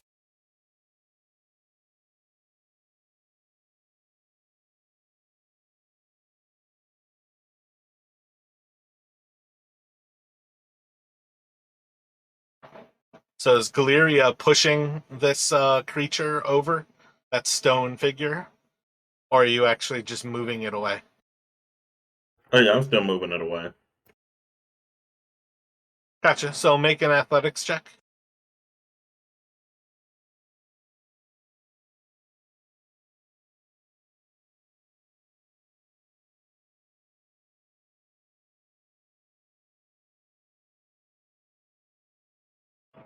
Gotcha. So you can move it to the side with pretty little effort.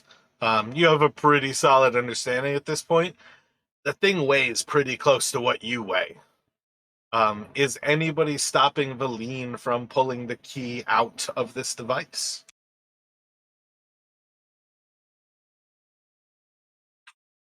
Brannick might, yeah, he would maybe say maybe we try and at least try and find the other one first before we fiddle with the thing.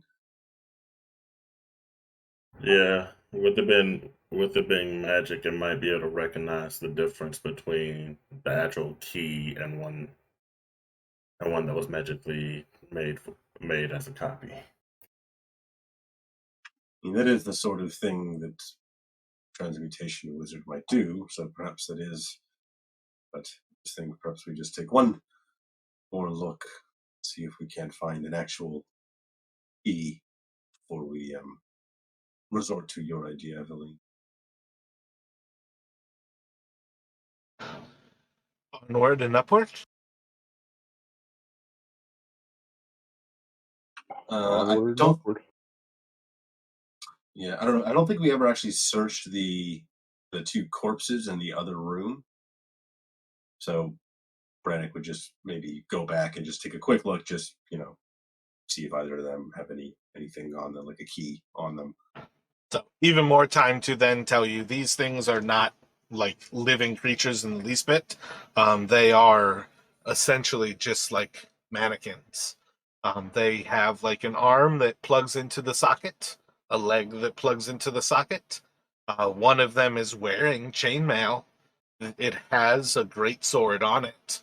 The other one is wearing like a wizard's robes, but otherwise they're not living creatures. They never were.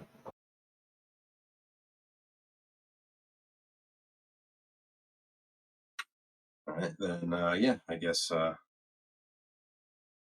I also didn't realize prestidigitation is also transmutation.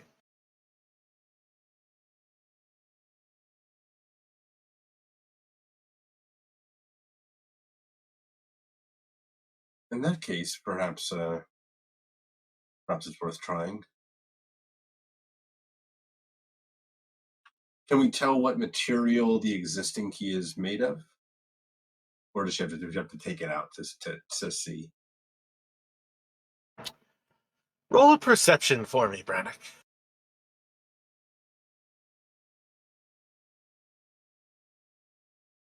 I'd say that while you recognize that this device emanates transmutation magic, you had enough time with detect magic still going to recognize that the key itself wasn't necessarily emanating any other magic. But I don't know if it matters. But essentially, unless you took the time to cast detect magic again, I think it's perfectly fine to say the key is effectively mundane. Unless you want to confirm by casting all over again. I don't think he'd want to take another 10 minutes.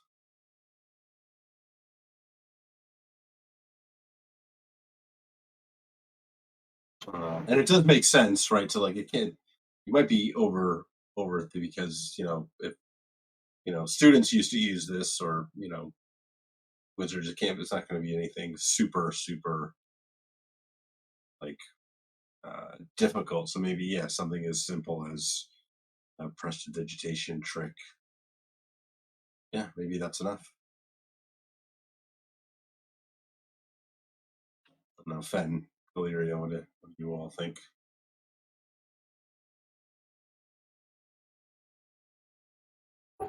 That may actually work.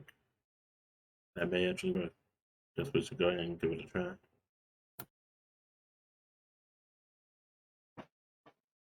If you all are worried about your safety, I would be happy to try it myself.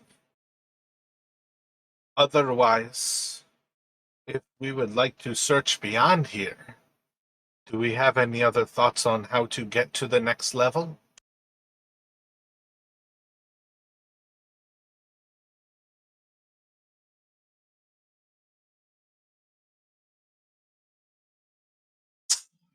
I may be able to get up to if there's a landing within 30 feet that I can see, and maybe try and tie off the rope or help someone up. Is sight the requirement for what is it, Misty Step? Misty Step requires sight, yeah. So you guys would all recognize that shaft is essentially perfectly smooth inside of it. When the doors are shut, you can see that there is a door, but there's no landings. There's no place for you to land even the smallest of ledges. It is a very smooth 15 by 15 foot shaft that extends up the center of this tower. Gotcha. Okay. Yeah, in that case, Misty Step is not going to help. Just doesn't want to reappear somewhere and then just plummet.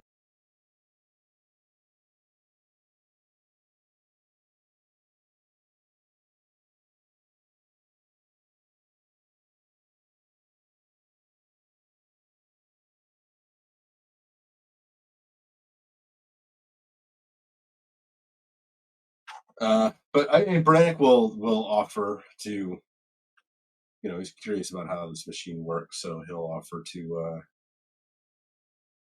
be the guinea pig.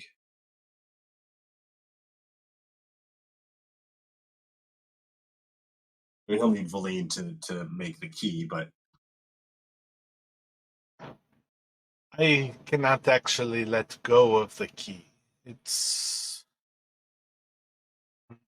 mine. And she'll set the key in your hand, and the moment she removes her fingers, the key's gonna disappear. Okay. And you would notice, she effectively has to cast this for each 6 seconds she wants the key to exist. So you've probably now seen her cast twice, where she created a generic key. I think you guys let her remove the key where she duplicated the key, but effectively she can create a key, but it's only for one turn. And I don't see any reason why she could hand it to somebody else, because she can create a key that fits in her hand and lasts until the end of your next turn. So maybe it gives her 12 seconds. But effectively, as far as I can see, looking at prestidigitation, this is not like she could create somebody to trick a merchant. Prestidigitation is you could create something to hand to somebody and have it disappear. You could wow a kid with object permanence, bam, it's gone. Creating a quarter behind their ear kind of thing. But it's not the type of thing where you can like buy something and then get out of there. It's gonna disappear pretty much instantly. So the question is, I am sorry, but I can activate it, or we can search on. And then she'll look to Brennick. Unless it's not powerful magic. It's one of the first things I learned as a kid.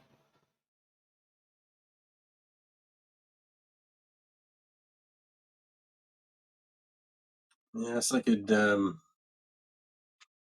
create an illusory version, but I don't think that's what's needed here. My focus was a little more on think of it more substantial than such tricks, though.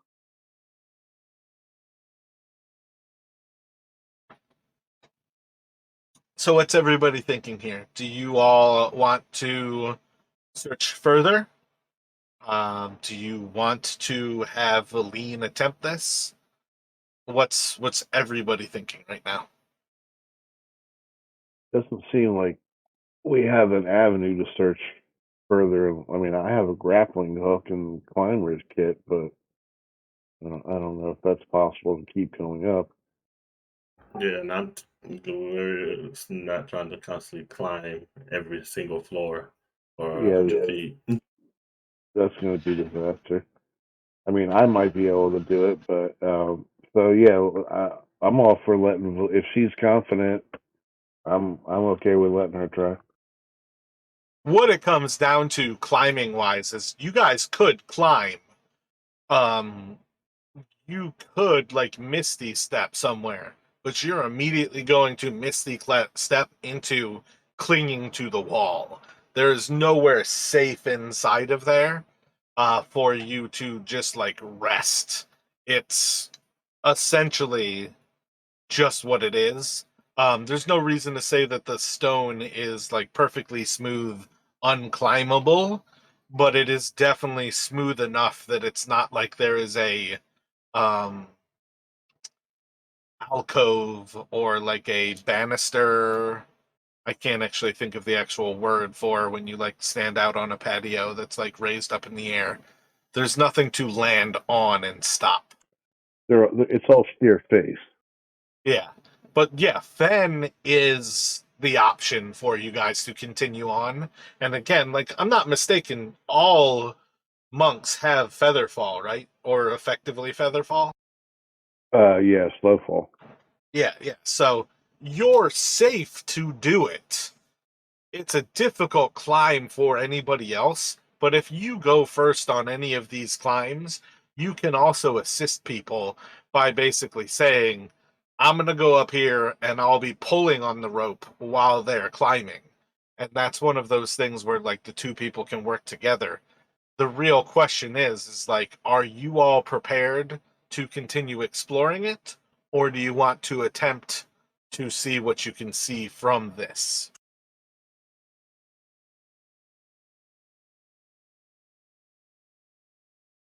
I'm saying yes to both.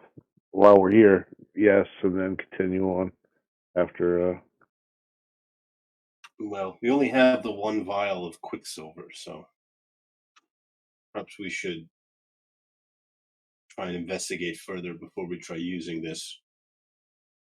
Maybe we'll learn something that will tell us a bit more about how it works. That's a good point. And if this uses up the vial of Quicksilver and there's no more, and it doesn't work, then we won't have another way to actually try it. So looks like we better have to make a climb.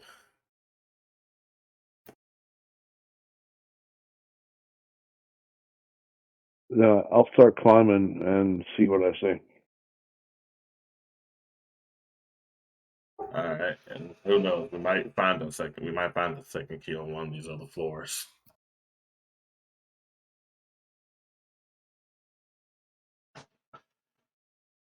So, fen climbing, in my opinion, is one of those things. There's not really a fail state because you have slow fall.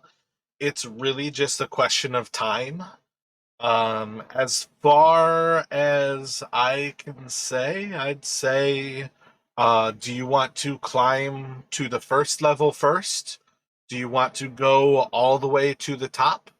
What are you thinking where Fen would go first?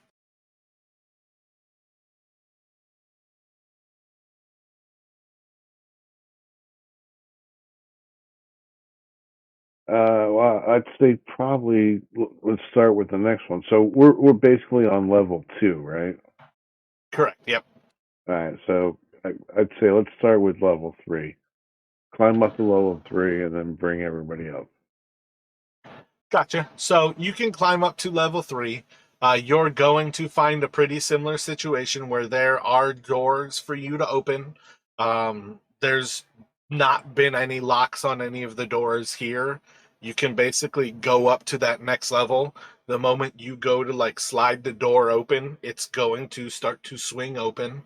You can step into the void, and the moment you do so, lights are going to flick on both to your right and to your left, and you'll find yourself in a pretty similar kind of horseshoed room. Let me have you make a investigation. Yeah, investigation check.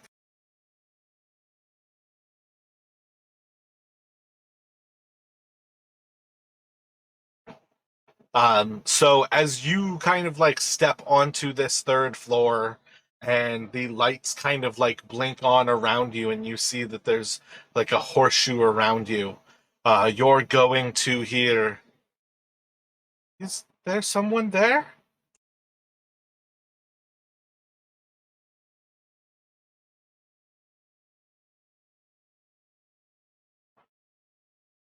You hear the voice coming from around the corner to your left. You have a pretty good idea that's where the door was when you first came in there. Do you want to go see if there's a similar storage area around the corner? Or are you going to help the others up? I think I'll go investigate it before I.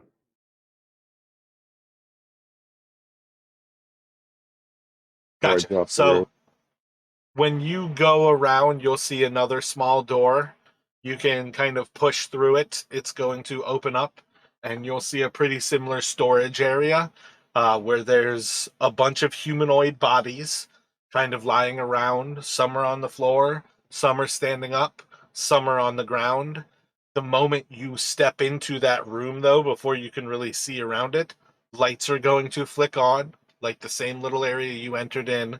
There's like 3 bodies around, a bunch of boxes kind of strewn about the ground, and you can kind of hear like a little voice kind of coming through some of these boxes on the floor. Please, can you help me? I'm buried under here. I can't. Can you please help me?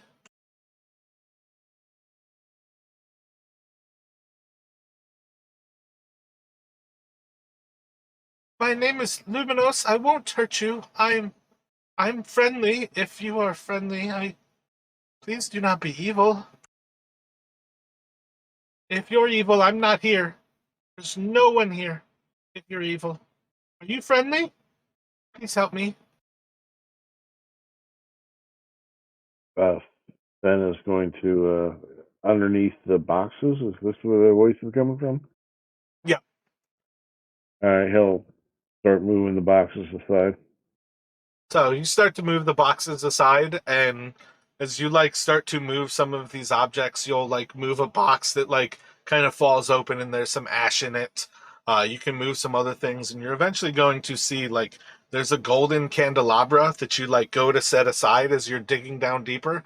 And while you're like moving this candelabra to the side, you're just gonna hear, "Oh, thank you. It's awfully kind of you."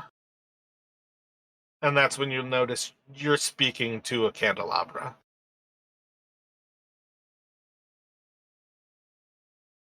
Kind of setting it aside, it's just going to say, "Oh, it's so wonderful not to be stuck under those things. What is your name? I am Luminos." My name is Fen. Well met, Luminos. Hello, Fen. Yes, well met. Have you come to help us? It has been a long time since I've seen Metaltra. I'm sorry, I didn't catch that last word. The High Transmuter Metaltra. Has she sent you to save me? Timesworth is locked somewhere down below. It has been some time since I've seen him. Oh, I'm not sure, but I have some friends with me who are going to try to help us. Hold on a Oh, moment. more friends? I'm going to leave you here for right now, and I'm going to go get them. I'll be right back. Don't leave me. I can come with you. Well, I need my hands free, so why don't we just stay right here, and I'll be right back. It doesn't have legs to walk, but you'll kind of hear a little bit of a shudder as it kind of is attempting to move itself, but it can't really move. So it's just gonna kind of be back there making a little bit of noise while you walk away. You've not gone. So while you're helping the others, you're just gonna occasionally hear it just kind of coy and non-confidently just trying to hope against hope to hear that you still exist. Kind of making sure that it's not hallucinating, possibly being saved. I'll Yep. keep calling. I'll keep calling back to it reassuringly. No, we're getting there. Just a few more minutes.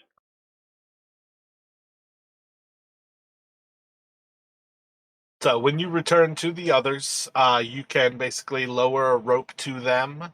And same idea. When you've got somebody in mind, whoever would like to come first, I'd like an athletics from Fen and an athletics from them.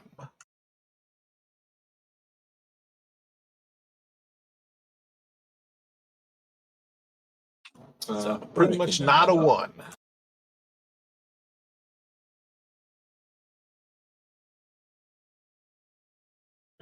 So you can bring Braddock up.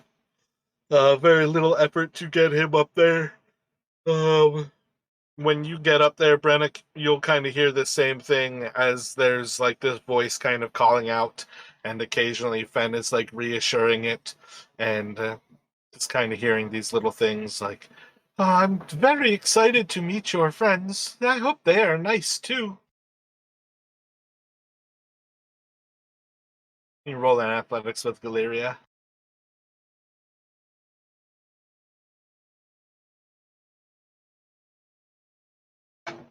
Gotcha. So you can get the essential parts of the group up here. And yeah, what are you guys thinking?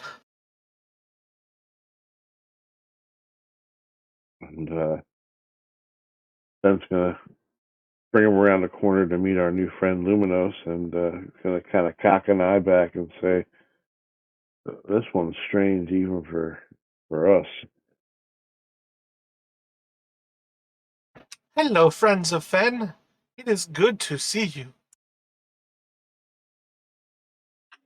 And it is good to meet you, Luminos. Have you seen Timesworth? Timesworth is my friend. Luminos has friends too. Have you seen Metaltra? I don't believe we've had the pleasure of meeting Metaltra yet. Timesworth. I'm assuming when we were looking. So this thing said its name is Luminos, and it's in the form of a candelabra. So Brannick's thinking, did we see a clock or something down on the lower level anywhere? You have not.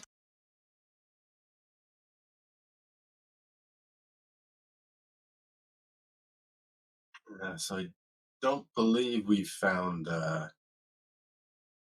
We've seen Timesworth. Suppose we could go look for him.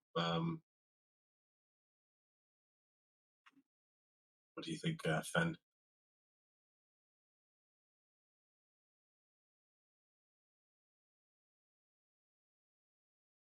Of course.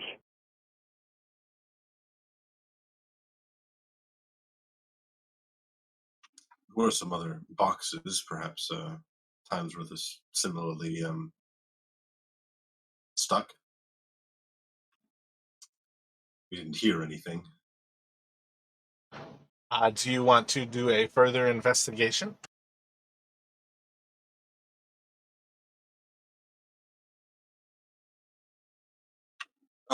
Yeah, I think Brannick will offer to climb back down the rope, return back into that room with the storage room on the second floor, I guess. Um, Oh, I meant that you're in a storage room again, like on the third floor here. like yeah, search the rest of this room. Yeah, that makes sense to do that first. So if you'd like, you can roll an investigation.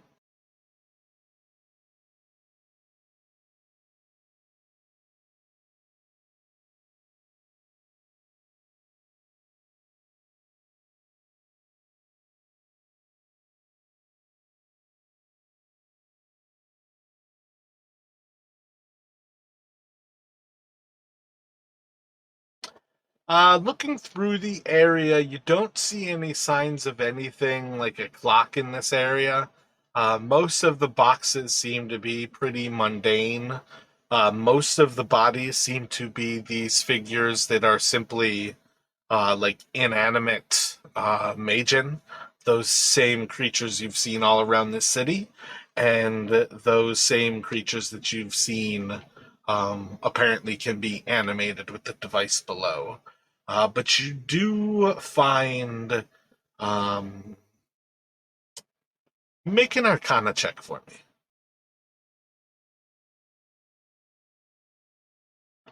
You spot, like, underneath a bunch of these boxes and some of these figures, another humanoid body. And it takes some time to actually get to it, but initially, and with very little effort, you can spot that it is made of a really fine, untarnished silver, where almost any silver at this age would have a patina to it that has kind of dulled the actual shine. This still is almost like perfectly shiny, as if it has been cared for like day in and day out kind of thing. And as you kind of like find this first part of this body, you can recognize that this is indeed a wizard who is a female and appears to be somebody who has been not only polymorphed, but true polymorphed into adamantine.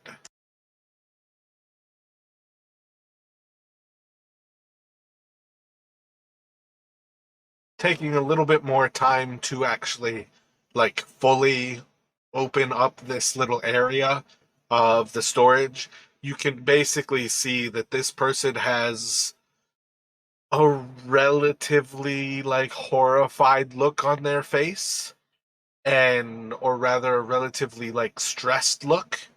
um and you can probably start to guess with that Arcana check that this is somebody who recognizes they're about to die and they're looking for a way out.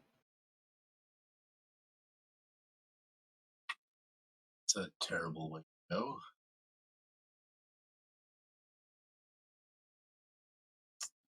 Adamantine's pretty heavy, right? So, I don't think there's any reason to say it's any more heavy than like steel. I feel like when people describe like adamantine, it's generally going for the idea that this is like stainless steel. It's kind of like miracle metal. yeah, okay.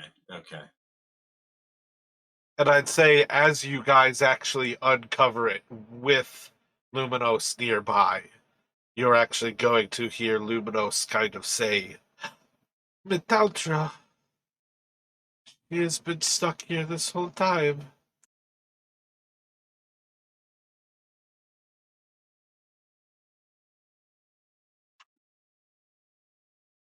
Something seems to have gone awry with her.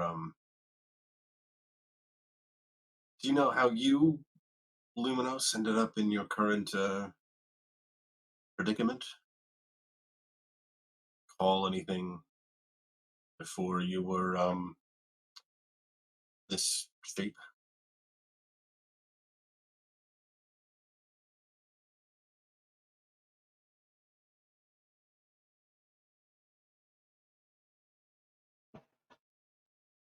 What is a recall? I have always been this. I am Luminos.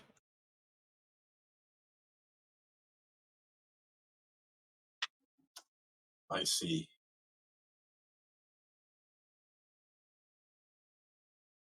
Granted, you wouldn't happen to have or any knowledge of how to undo this, would you? That same Arcana check is high enough. There is one way to stop a true polymorph, and that is the wish spell. Afraid once something like that is done, it's nearly irreversible.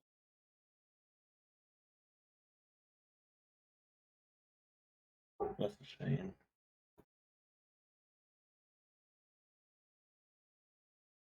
But I don't know. She may still be alive in there somewhere. Don't know enough about sort of that sort of magic to know if there's any way to still contact or converse, but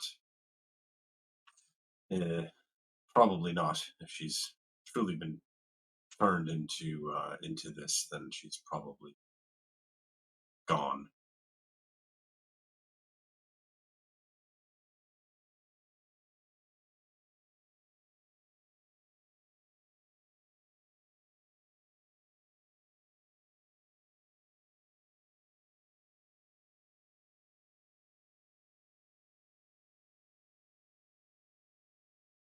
I don't know if Brannick can actually unsheathe the ornate dagger that he'd found on the lower level, but he's just out of curiosity going to unsheathe it, thinking, I don't know, maybe this is some sort of creature or sentience or something. Um, but Yeah, I think within a few moments, just kind of further recognizing, like, that's a spell component. That was something that was kept for the creation, again, essentially for making homunculus. gotcha. Okay.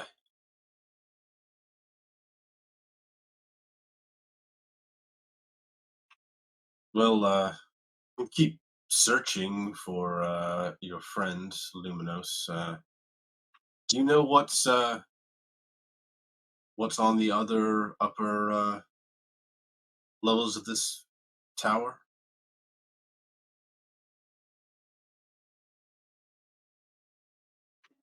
How did you do you know how you came to be stuck under those boxes?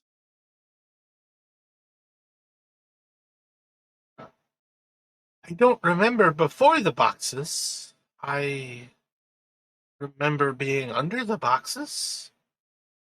I guess even that is kind of going a little bit as a stretch. I would say basically, as you kind of have any conversation with it, it can recognize that it's been under the boxes. It can recognize that it remembers like its friend Timesworth and that it recognizes Metaltra.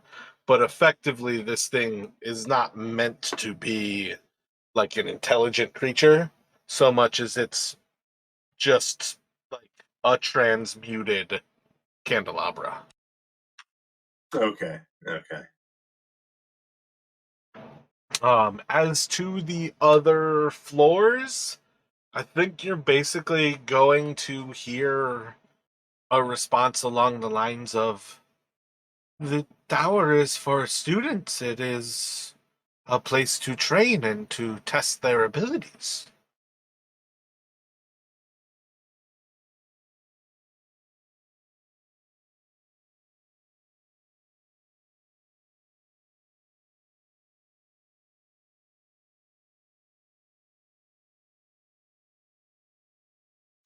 Well, perhaps in our we search the other floors. Maybe we'll find your friend.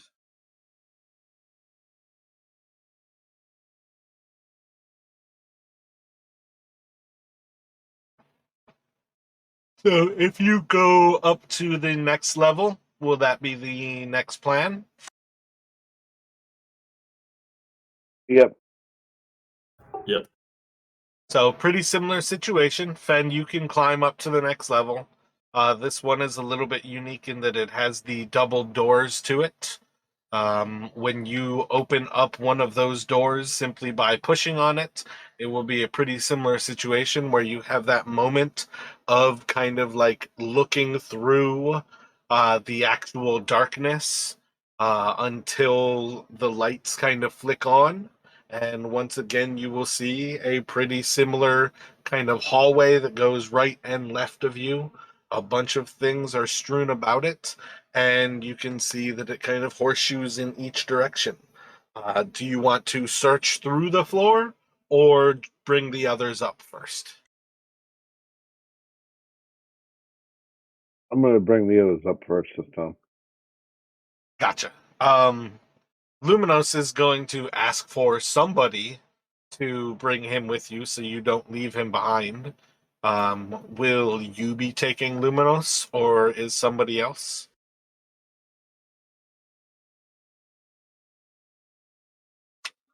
Brennan can offer to take it, or just like maybe strap it like to the to his back or something. If Fen isn't going to.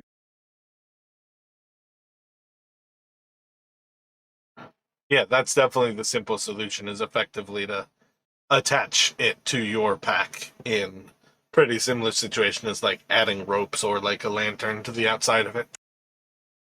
Yeah, because he wants both his hands free for the rope, but he can secure Luminos in his pack or on his yeah. So what do you think, Fen? Are you going to help the others up first, or are you going to search around first when you get to the 4th level up? No, I'm going to help him up first. Gotcha. Who's coming up first?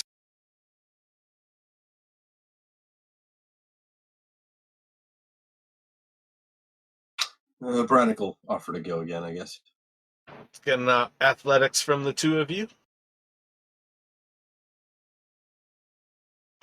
So you can climb up to this next level through the double doors and into this 4th level. And then Galeria can follow. Do another athletics, Fen. And you all can bring Galeria up to the next level as well. Who would like to search through this level? You do like one person on the outside and one person into the storage room. Galeria probably head over to the storage room to look through for the friend.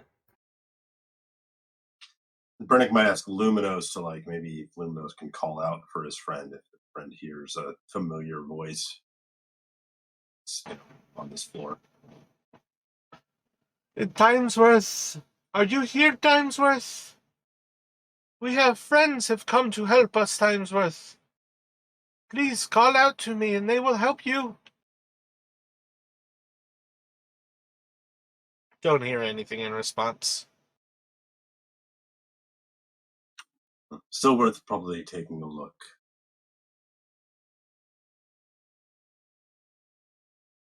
So let me get an investigation from Galeria in the storage room, and up to one other person, if you would like to, can search this level.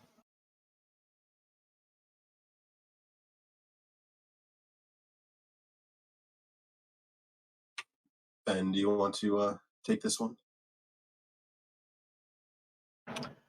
Roll a d10, Galeria.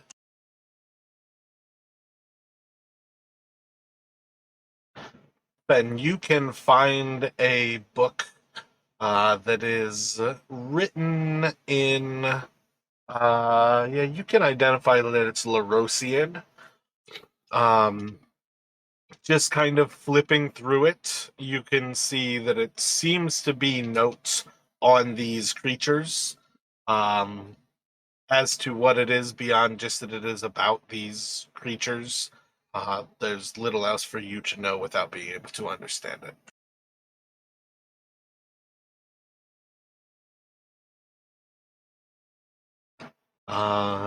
Galeria can find a small. Oh shit! I forgot. Perfect time for it. Galeria can find a small little box that inside of it there is a key, as well as a small piece of parchment that seems to be kind of sealed inside of like a little glass storage glass storage tube.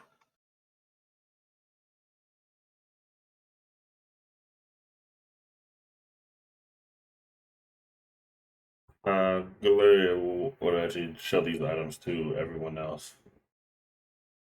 Brennick can identify the scroll or the parchment as a scroll of knock. The key otherwise fits the general look to the key that you guys were searching for. It was supposed to be on Metaltra. I just forgot. Well, this could come in handy. Both of them.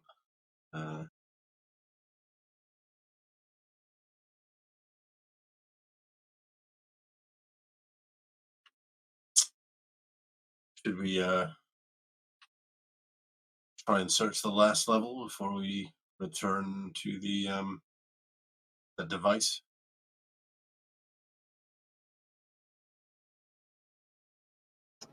Let me have all three of you roll a d20.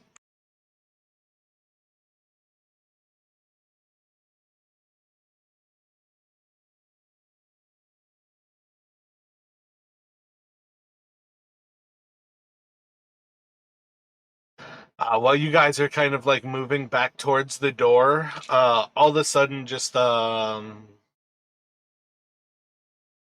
one of the candlesticks is just gonna like kind of fly off of the wall, smack into the back of Galeria, and then just like tumble to the ground before it goes out. Galeria, you are going to get hit by three bludgeoning damage as the candelabra like smacks into you.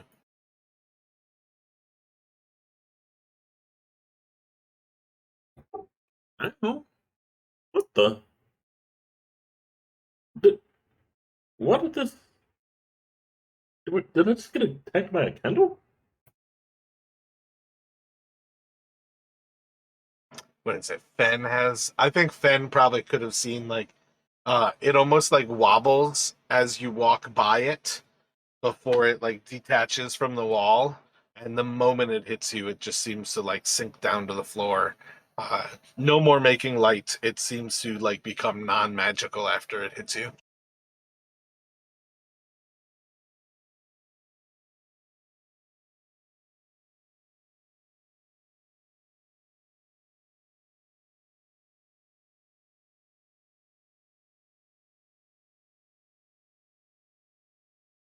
I pick it up and kind of just look at it, and then I place it back in the wall.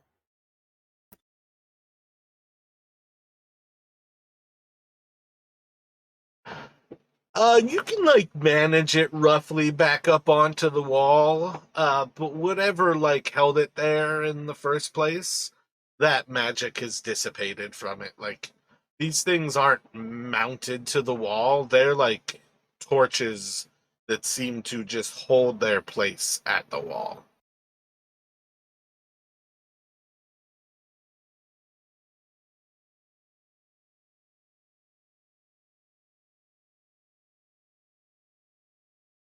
That was odd.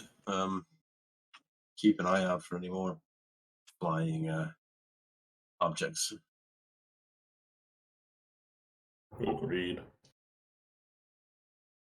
Should we try and continue up, or Going up to the final level, kind of pretty similar setup. You can crawl up there, climb up there. When you make your way up to the next level, push open the door. The lights will light up inside.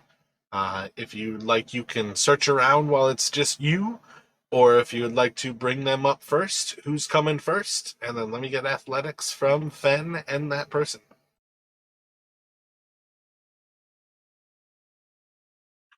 Keep going in the same order, I guess.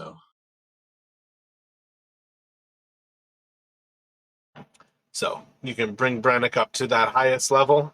By the time you guys get up here, again, I'm kind of assuming you guys are actually using the drift globes because they are easy light that just follows you.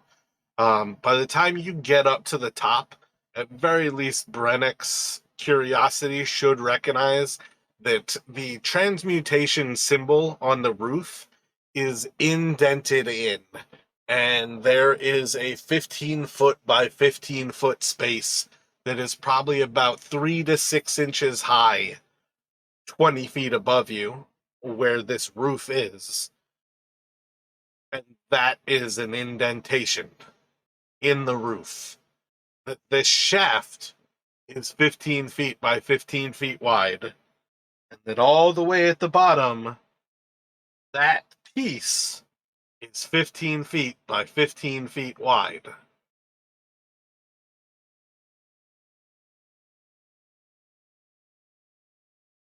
But when you are ready to bring Galeria up to the top, let me get athletics from Fen and Galeria. Oh, this is the big one. 100 feet up in the air. Good job. So you can bring Galeria up to the top floor. You guys are all on this floor. Once you're on the safety of the floor, 2 of you can do a search. Who would like to do the searches? I'll search around. You can take this one, Brandon. all right, I'll help search as well. Seems somehow you have to figure out a way to raise the slab at the bottom and bring it up to the top. Can you imagine if somebody was underneath that? That just kind of like peek down over and just look down. It's like, I surely hope no one's underneath that. They're more than likely gone. But I still hope no one's underneath it. Let me get a D10 from Brannick and Galeria, please.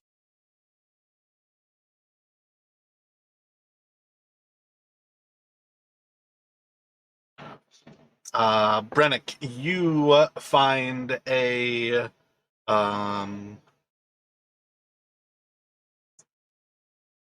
let's go for kind of a like triple twisted wooden wand, and you can see like these 3 pieces of wood as they like spiral around.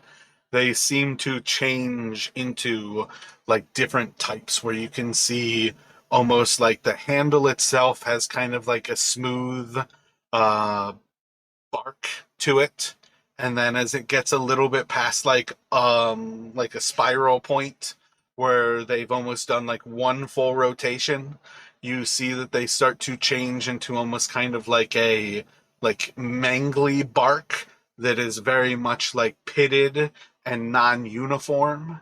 And then as the spiral like gets around another like full circle, you can see that the wand like gets to another form. But this is a magical wand. You could probably recognize that pretty quickly upon picking it up. Would you like to cast something with it?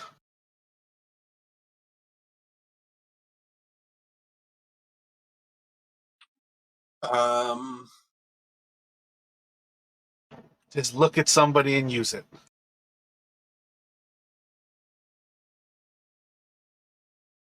I'll try it on Luminos.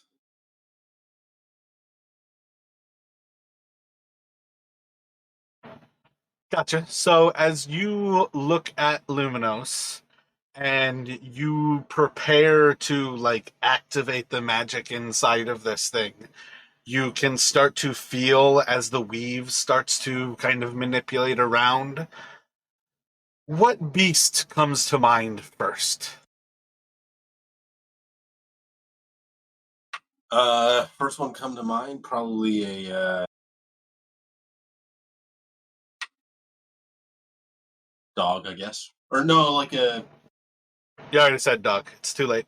As you kind of like look towards Luminos and you start to feel the manipulation of the weave, you just kind of like reach out, and in a moment, this candelabra starts to like almost like one side of the candelabra starts to like spin around and almost point downward.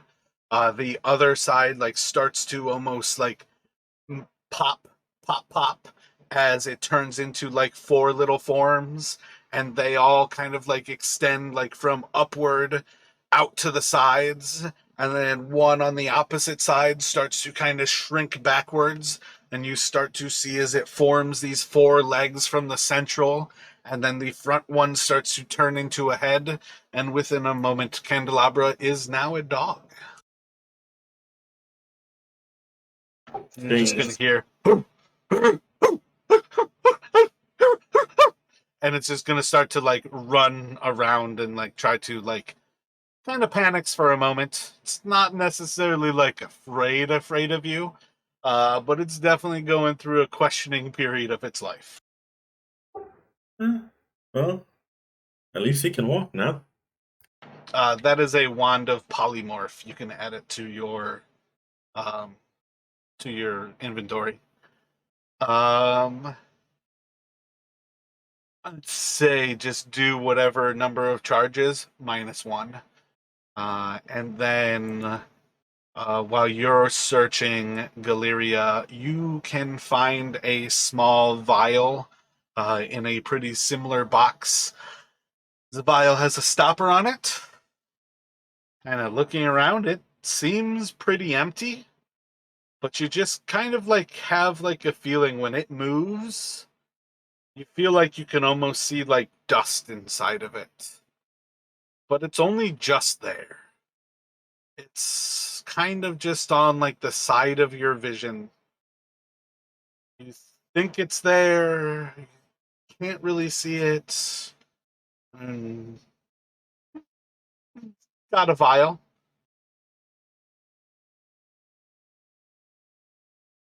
I show this to Brennan to see if he can recognize if I can that I'm since I'm seeing dust in it occasionally, I show it to him and explain what's going on.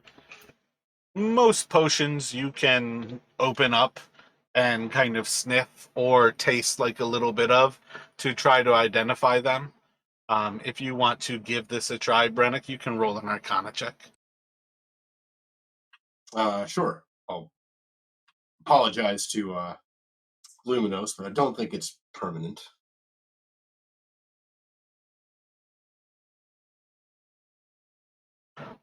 If you go to apologize to Luminos, I don't think there's any reason for you to not recognize the same feeling when you're holding concentration on magic. You still have to concentrate on this. And the act of kind of going to apologize, you can feel that you can pretty much break that, and you almost have. I would say if you would like to continue for Luminos to be in the dog form, you can make a probably do like intelligence saving throw, but I would say it's more likely that you're already dropping the concentration just as kind of like a reaction. Yeah, I think when he turned his attention to like the vial, he would have he wouldn't have maintained his concentration on. Oh, that was surprising.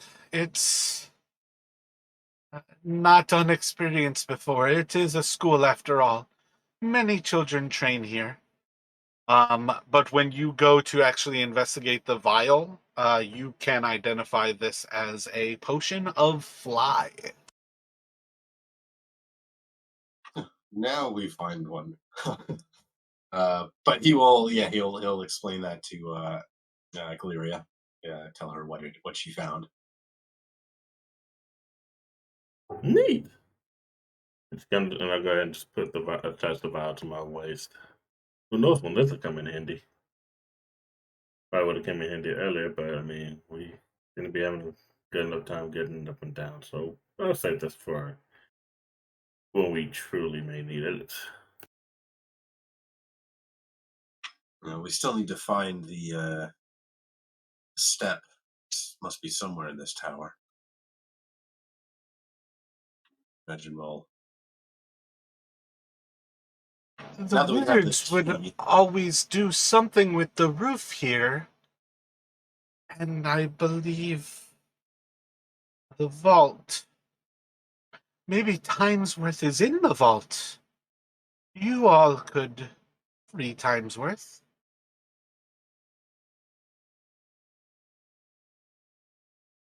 How high above us is the roof? It's another 20 feet overhead. Pretty confident you might have to fly to get there if you wanted to. I was going to see if maybe Brannick could. He wants to cast Mage Hand, and well, I don't know. He can't sense what it feels, right? It's not like extension of himself, right? Like these things, Ooh, I'd just have to kind of look like, in Mage Hand real quick to even contemplate that, but I don't believe so.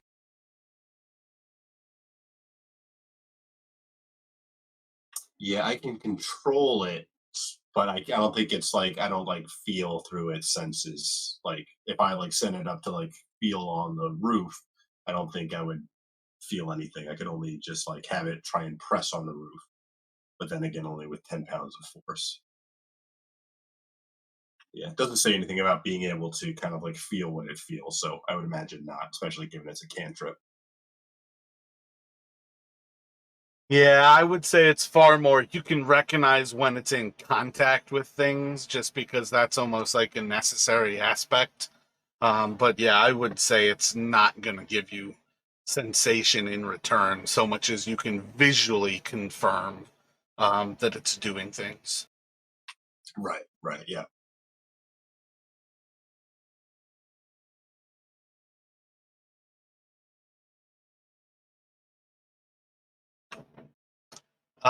Did you cast your mage hand and try to do something with it? I guess I'll have him cast it and just have it send the hand up towards the roof and just try to like press on the indented part where the symbol is.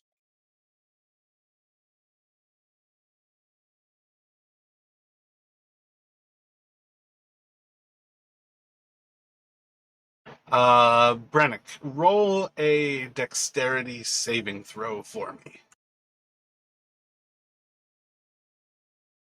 When you press that with the mage hand, you're going to feel for a moment as you're kind of pulled towards that central shaft and towards where your mage hand is. And as you kind of catch yourself and pull yourself back inside of this hallway, there's going to be a massive whoosh as that stone slab flies past the doorway and slams into the roof.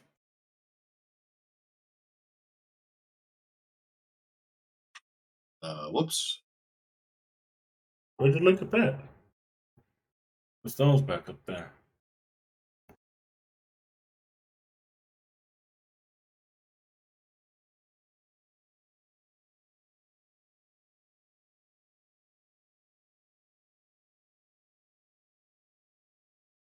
What are you guys thinking?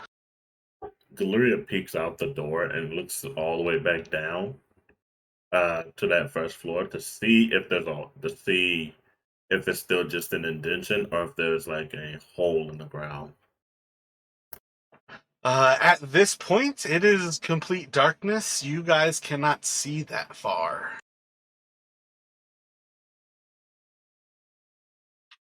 We'll have to climb back down.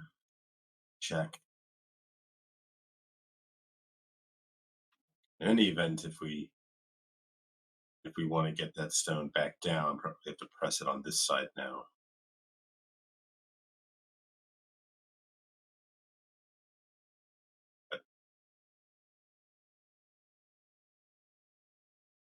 I think you're right, Galeria. We should check out, see what it looks like down there now that that piece has flown up.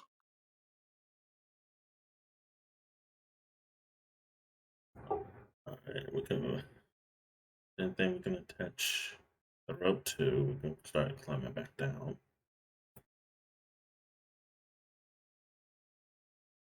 So, like a lot of these locations, there's damage where you could potentially like hook the rope into something. Roll a perception check, Galeria. Yeah, you find like a location where there's not like a solid place to tie the rope into something, but like an actual crack in the tower where you can essentially like make a knot in the end of the rope and wedge it in there. And you're fairly confident that it's going to hold enough that you can probably put your full weight on it, and you are the heaviest of all of you. Gonna just throw the rope out into the shaft? Yeah, I'm just gonna go ahead and lower the rope down into the shaft.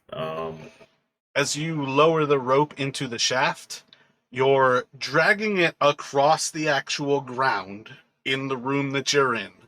The moment you put the rope into the shaft, it's going to start reaching up towards the ceiling. And once there's enough of it released, it's going to pull all of the rope towards the ceiling.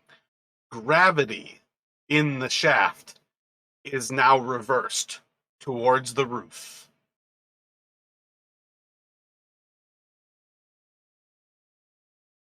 Huh. Well, it doesn't look like we're going to be going down anytime soon, but we can definitely get to the roof a lot easier. You could fly down, or you could climb down.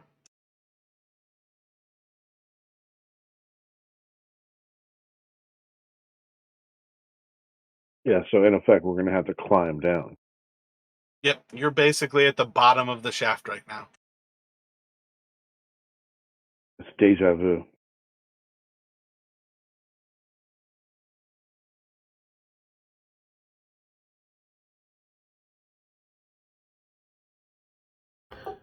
Oh, shit. All right, well, Who wants to take? Well, we got this potion. If anyone wants to use it,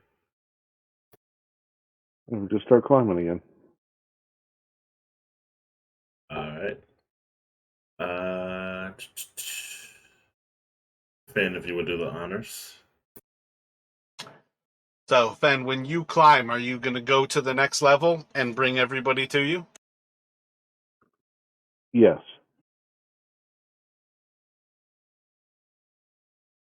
Roll a percentile for me.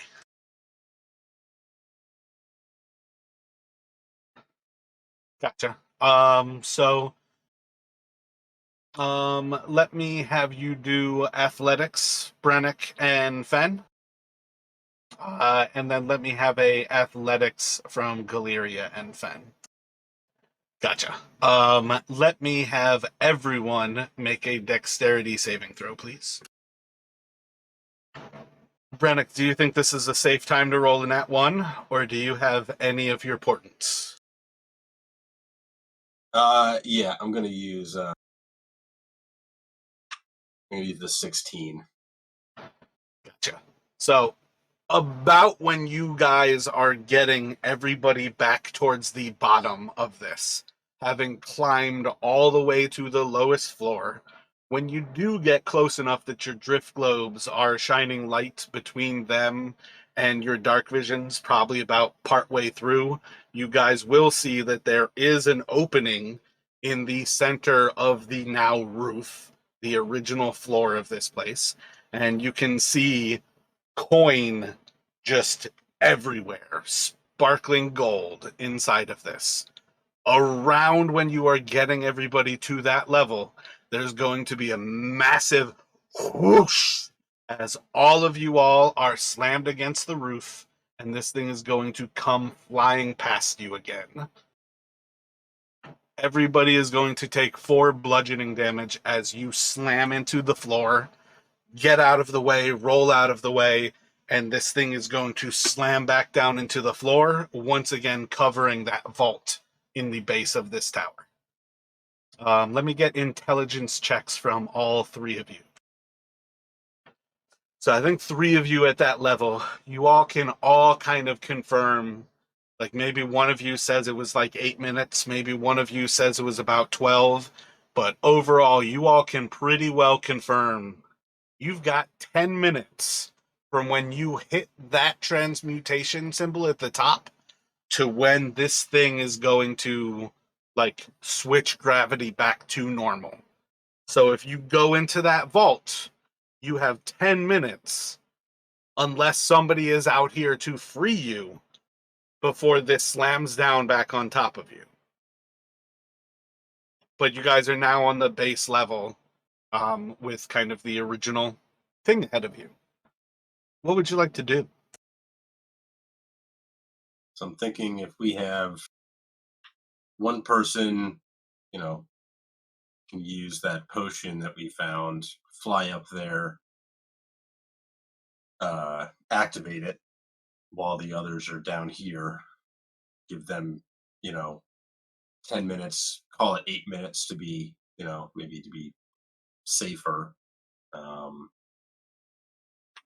to search in there. Then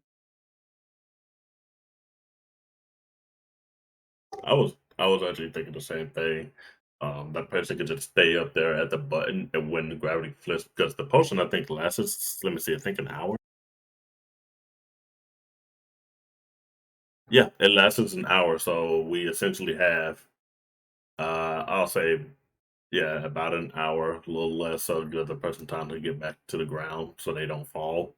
That person can just basically keep pressing the button every few minutes, giving everyone else time to search that entire vault and either get what they need or just clear it out, whichever one. Because all that gold, yeah, definitely gonna clear that out.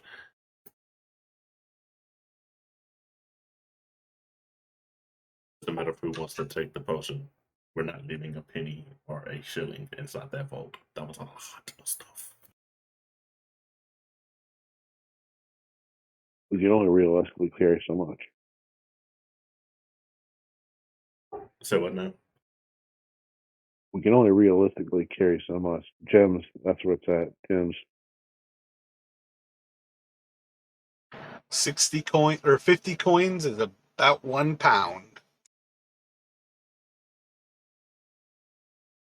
let's not forget the main thing we're here for. Find out that whatever step is in. And I suppose we should find Time's worth if he's down there.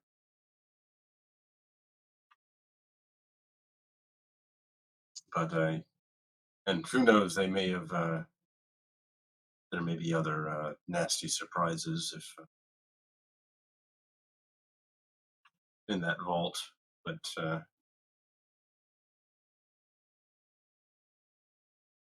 think we have the general idea of what we can try and do.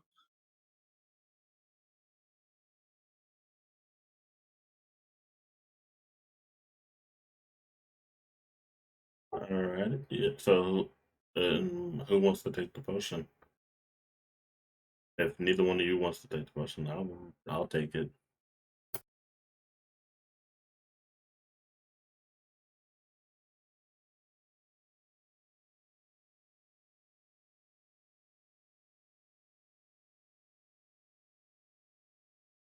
Do we know how hard we have to press against the thing? Like if essentially if Brannick polymorphed somebody into a bird, the bird flew up. Well, then they'd have to move quickly or they get smushed. But that would be another way. That would work, but don't you have to keep concentration on that like, the entire time? Yeah, I mean, it's not. Yeah, it's like. I mean, I could probably. Yeah. You have to keep concentration on the potion of flying anyways. So somebody's going to be concentrating regardless. They both last an hour. And you would also recognize, like, your mage hand has a limited ability of how much pressure it can put on something. Right. So however, yeah. Okay. So however much it put, that seemed to be enough. So it's pretty sensitive.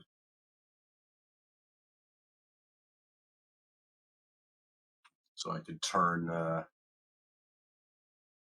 Probably couldn't turn myself because I don't think I can. I can't maintain concentration as a creature, as a beast. But I think you can. I think the dangerous thing is if you lost concentration, like if you did it to yourself and you got hit by that thing flying past, you might also end up then falling, but you fall towards the roof. But yeah, I think the danger is if you're doing it to yourself, you're also the person who's concentrating. Okay, maybe it's just I can't cast a spell, but if I've already cast something and I'm concentrating on, I don't lose that. That makes sense. Yeah, technically, if you cast a second concentration spell, you lose concentration on the first. So you can stack and have two concentrating spells at once, but the first one, the older spell, is already dropping when you go to cast the new one.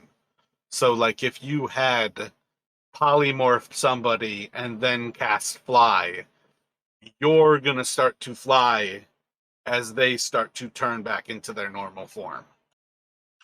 Right, right. Yeah, so I guess I mean that. Yeah, so that could work, but the potion might be the safer alternative. I mean, Well, either way, we're gonna have. Yeah, I think keep it simple. The potion and the mage hand, we know that works, so let's stick with that. I kind of wish we were still up there now, because then we could actually. That's something we could test to see if we press against it, if we release, if we keep holding it, just hold it down, would it remain? The other thing I feel like is a bigger issue out of all of this is just this slab. If we can get this slab out of the way, so that basically, like when we flip, if we can somehow manage to either hit the slab or have it go off course, when it flips back, it won't go into the hole. We'll be good. We won't have to worry about being trapped in there. I guess one other thing too is whoever's down there before it gets flipped will probably need to brace themselves on something because when the gravity flips, they'll be at the top technically, and they would be falling towards the roof. They're not like holding on to something. Roll an intelligence for me, Brennick.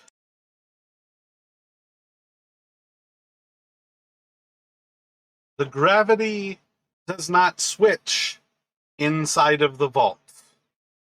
The coins stayed inside of the vault. But I'm thinking they wouldn't be in the vault at the beginning yet Okay, I got you. because it's not open yet. So I'm just thinking like once, yeah. So like once they get down there, or maybe it doesn't reach all the way to the bottom.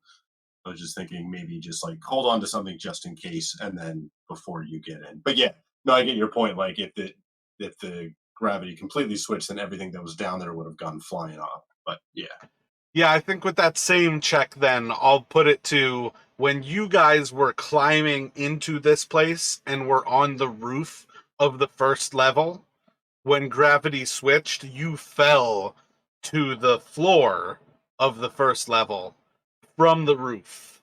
So at the very least, gravity threw you to like the normal floor and was holding you to the roof beforehand. So like on some level, when gravity switches, if you're walking, you have to kind of like climb one of the pillars to get down towards the vault. And you're kind of looking for somebody who can make their way in and probably then help everybody else in. right. Yeah. So we'll need Fen, I would think. He's the best climber by far among us. So it's a question of whether Brannick or Galeria wants to. I mean, I could, since I can cast Mage Hand, if I fly up to like the the other room with the ledge, and I kind of like, or not with the ledge, but the other, like inside the door, and then cast the mage hand and do it from there. That way, at least I'm not like right up there pressing it, which is probably what, like, if somebody else did it, they would have to be kind of right there to press it there with their own hand. So that's leave Galeria and Fen to investigate the vault itself. If you guys think that's Perhaps the wisest thing for us to do is maybe myself or Brennick takes the potion. We fly up there and depress it with our mage hands from within the corridor, so we are not at risk when it flies by and slams into the roof. And then if you would like that we try to press it again later, we can go up after a few minutes and be ready. But I think perhaps the person who is flying can also just come right back right away and bring the rope to allow the others to climb in with little difficulty. That is perhaps the only reason for one of the others to take the potion, but then they won't have the mage hand. I think perhaps maybe if myself again or Brennick flies up, press the button, flies back into the vault, and then we bring Fen in, and then Fen can help the others. Because, and she looks over to Brennick, no offense to you, we are the weakest, but we are also the most ready to do that part, as she looks up to the tower's peak. No offense taken. I know my limitations, but I think that what you say certainly makes a lot of sense. Because it's little more than like 2 movements, I think, for somebody with fly. I want to say you have 60 feet of movement when you're flying. I mean, Fen could do it in 1 if he took it, but again, Fen is the person who would have to get in the way of it and have to try to fly away from it before it slams in, which there's time. It's just a question of whether Fen is quick enough. Right, because that thing fell quick and fast, which means it's pretty darn heavy. I mean, terminal velocity for anything, I think you're looking at I think it's something like 500 feet of falling in a single round of combat before something is flying for over 6 seconds as it's falling. So it comes down to, if somebody is up there and they themselves are pressing that thing on top, then you're looking at they have to make a dexterity check to try not to get crushed by something you guys can't move, which you can assume does a lot of damage, possibly enough damage to outright kill somebody. Yeah, I definitely think if we can do it from a little bit of a distance, that would be better. So yeah, so that means Brannick or Valine.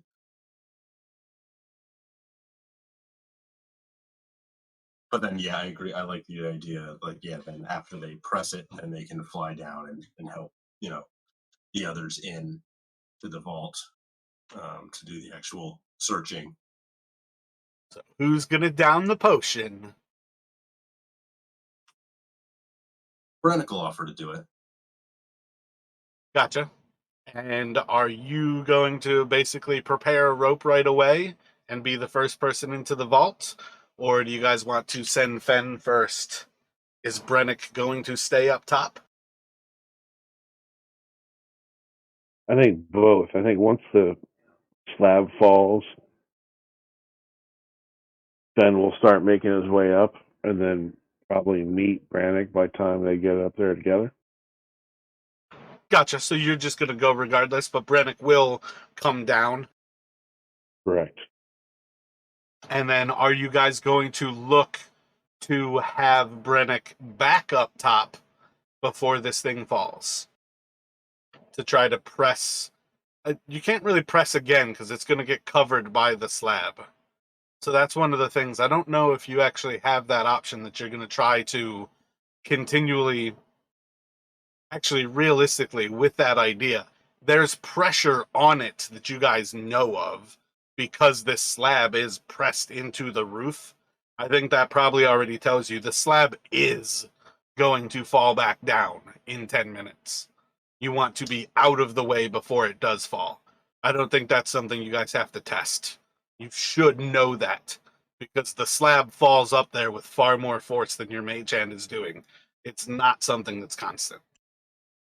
Yeah, that makes sense too, right? As a preventative measure, like if they don't want people in the vault for more than a certain amount of time, so it might just be it's a once you press it, we have so much time, and then just get the hell out of there. Yeah. So, does anyone have any climbing gear? Bradnick does, but he can give it to someone else who won't need it while he's got the potion. While he's got the potion effects. Ben, would you mind? Like, you have Pythons, you have like a climbing set, basically. I have climber's kit also. Yeah, I think Valine is basically going to ask if you can put in like 3 or so Pythons underneath each of the actual columns that are still there. And then she's going to take a rope and take the climbing kit from Brennick, and she's going to secure herself to like 3 of these, but behind one. So if it makes sense to you guys here, one rope, one part will be really short to a Python that's like directly in front of her, and then 2 ropes will be longer. She's behind a column with 2 ropes attached to the columns, like 20 feet to her right and 20 feet to her left. So when gravity releases, she's going to fall like 8 feet onto her climbing kit, but holding on to this column directly in front of her. Okay, yeah, she's gonna prepare herself for the fall. And then obviously, Fen, like when it switches for you, actually, you know what? I shouldn't have even done the falling damage that you took because theoretically you can react fast enough to slow fall that anyways. I don't know if that 4 damage even matters to you, but you shouldn't have taken that.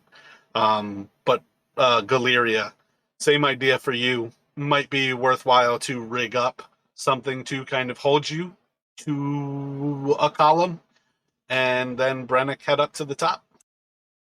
Yeah, I think Galeria's going to kind of like rig something together to hold herself to a column so that she doesn't go, slinging down with all this extra weight on her.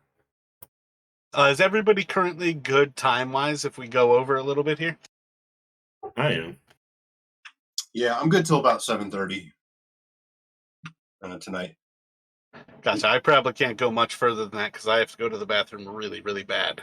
But I don't want to take a break right now. Are you good, Don, to hang out like a little bit late? Yeah. All right. So when everybody gets set, theoretically, you've got Galeria and Valine kind of like braced to the walls here. Theoretically, you guys can have like your sidekicks braced.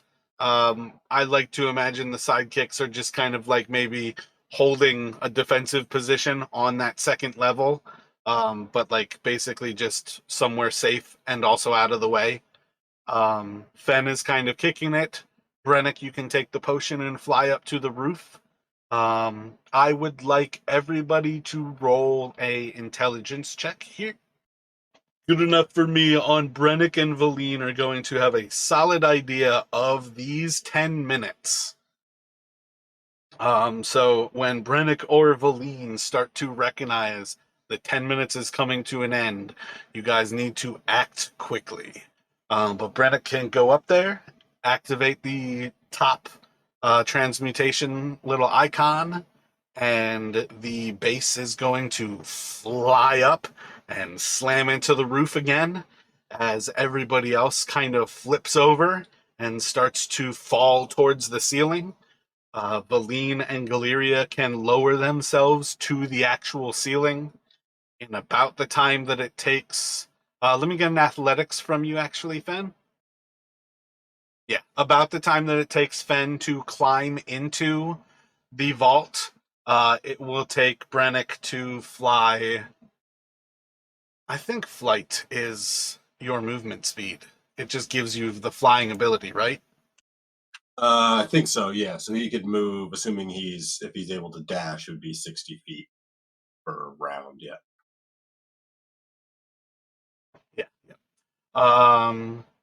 Yeah. So you'll be 60 feet. You'll actually be a little bit behind because you do have to cover. It's like 100 feet for you into the vault. Fen can get there and throw the rope out. Effectively, first person to climb in after Fen can be Galeria. If Fen and Galeria will make athletics checks. And then this will be when Brannick is kind of flying into there. That should be sufficient for you to climb in. And then, Fen, if you would be so kind for Valine, should be fine where she can climb in there as well. So, when you guys get into this vault, there are approximately 10,000 coins inside of this place. There are approximately make sure you get investigations from all of you. All right, so pretty quickly, you guys are going to recognize again, there's about 10,000 coins in this place. Brannick, you might have a solid understanding. It might be a little bit closer to like 8,000 or 9,000 coins. You guys can spot that there are indeed some gems in here, not many. There are some figurines which are precious, kind of like stones that might be worthwhile, and there are some larger gems that you might have to like dig for, but you can at least spot like one pretty quickly, Brannick.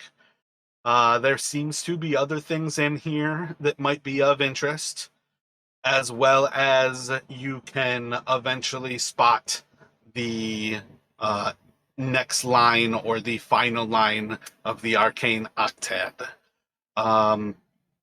You guys will also hear pretty quickly the voice of another person who is going to immediately start answering to Luminos, kind of like reaching out like, Timesworth, are you here? It's good to hear you, friend. I'm buried in the coins. It's been some time. So, you guys have a certain amount of things that you can do while you are in this vault for the 10 minutes that you have. What kind of thoughts do you all have as to first priorities? What are you trying to do?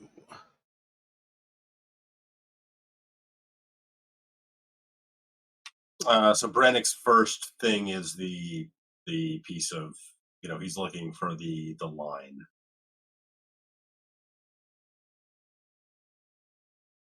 Gotcha. So, what are first priorities for Fen and Galeria? You can see Brannick is like looking through this and kind of throwing other things to the side.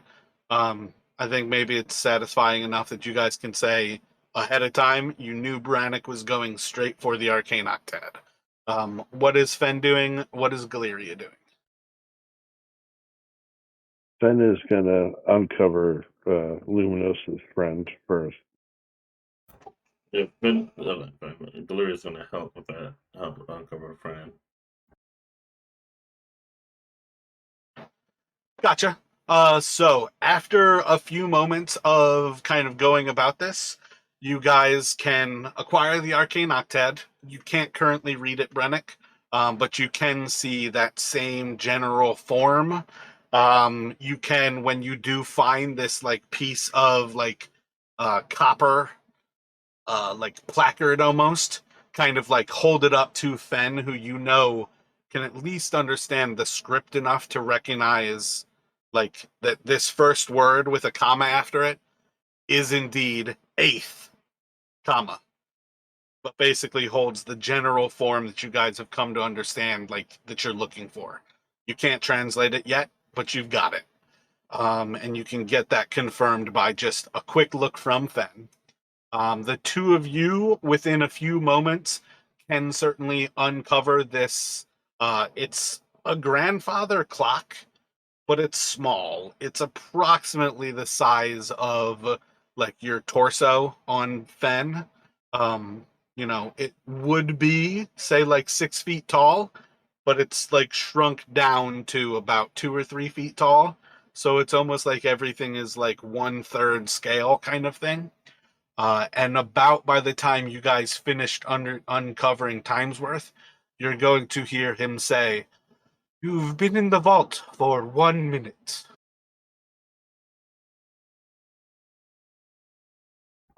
Alright, so after we got him and uncovered and everything, Galeria is actually going to start digging through the coins. She's going to take out a pouch and honestly start filling it with whatever coin she can, gold and gems.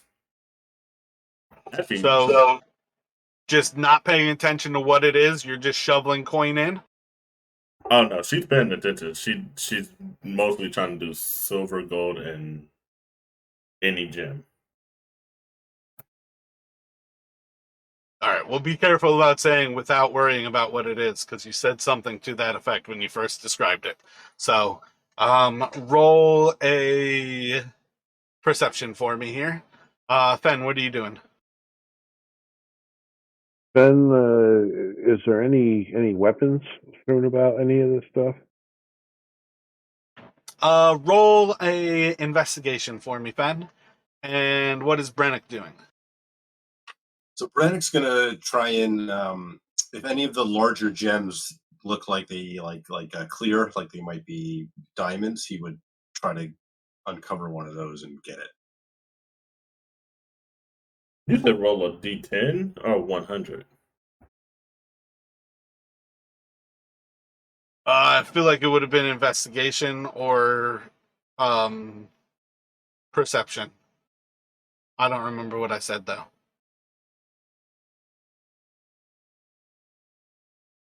I think he said perception.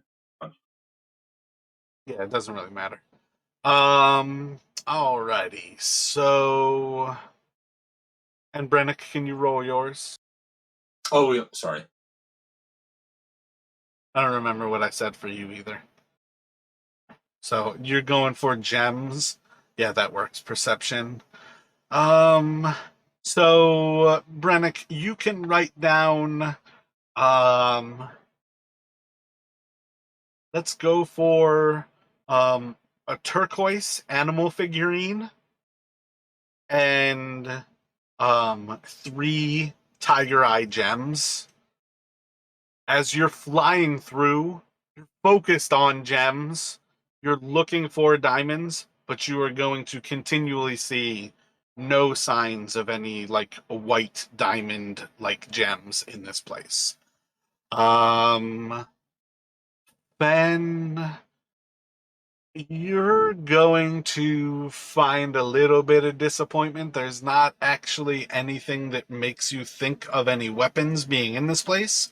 Perhaps confirming again, this is a wizard place. You're really gonna have tough luck finding actual weapons in a place like this.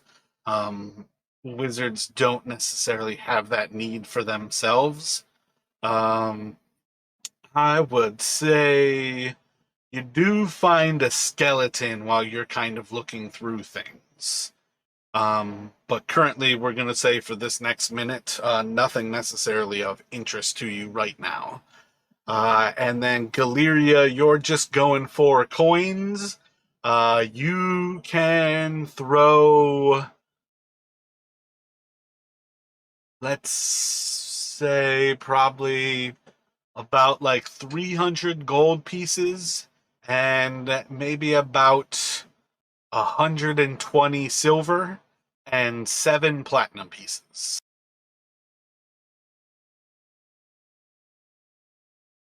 And then as you guys are digging, you're going to hear Timesworth as he kind of like stops talking to Luminos for a moment.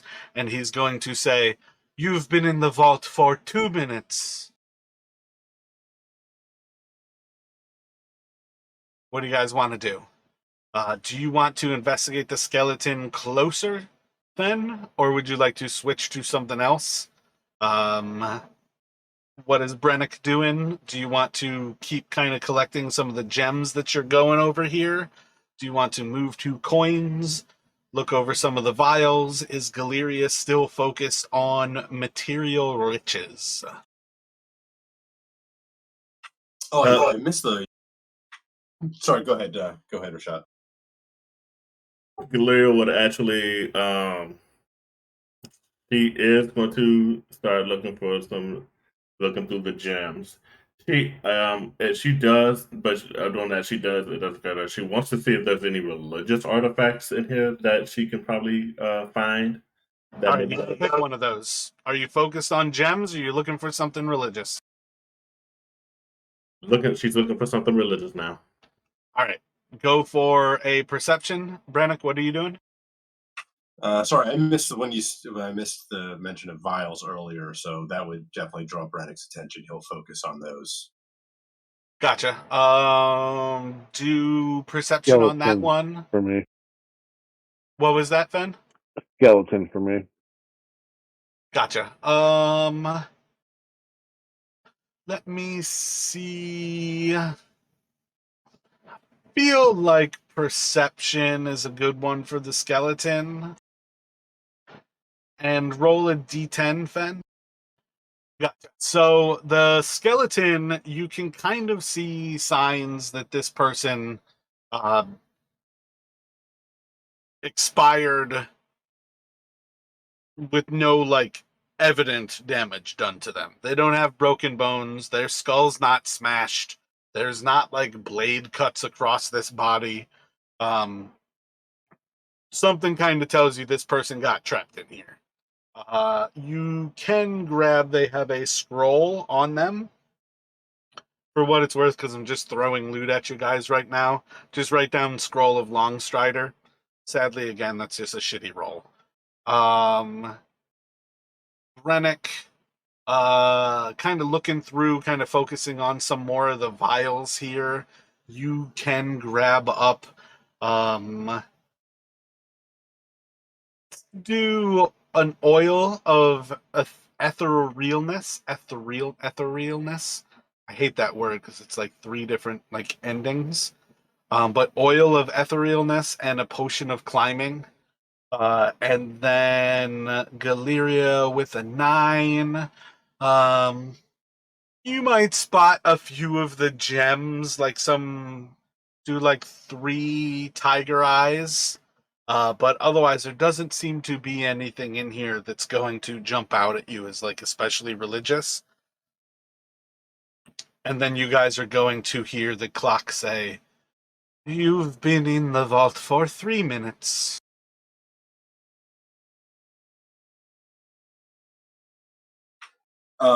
When Brennick was looking for found the parchment with the arcane octet, did he see any other like scrolls or books or writings?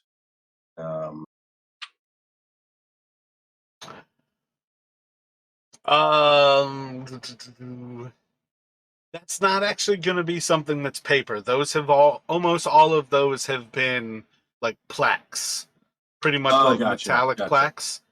If you want to try to focus on something that's like paper, you can go for that if you would like. That would probably be perception. Does that sound like what you're looking for here? Yeah, I mean, he's not too interested in the coins, so yeah. Gotcha. How about Fen and Galeria? Galeria is actually just going to go. It's going to start focusing on the coin, a little bit more platinum, gold. She's gonna gather as much of it as she can while she's down here. Roll another perception. And how about Fen? What are you looking for? Okay, so now I'm going to start searching systematically, trying to go by space as opposed to like looking for one particular item, but I'm going to split it into gems and or any items like rings, jewelry, not necessarily concentrating Gotcha. on one or the other, but just best case scenario as I'm Do going another along. perception for me. Um,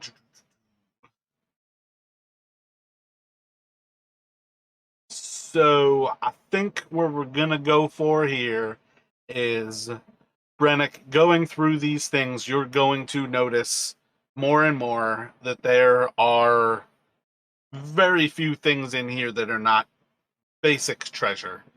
This is actually going to be pretty much where all of you are going to start to confirm that at this point, this is a question of what do you want to loot? Because there is things that are of value, but it is mundane. So I would say, Brennick, you can start to confirm there's not really paper in this place. You could search deeper on the wizard, on the actual body that Fen just went over, if you want to. But otherwise, you're basically looking at there's a few more gems in this place, and then a lot of coin. Galeria, you can grab up probably another like 200 or so gold, maybe another 5 or so platinum, and probably another 100 silver. And then I'd say you can spot an actual large topaz with a really fine cut to it. But other than like kind of like recognizing that thing as one of the last big items of value, you and Brennick are in kind of that same level of starting to recognize how you've gone through this place.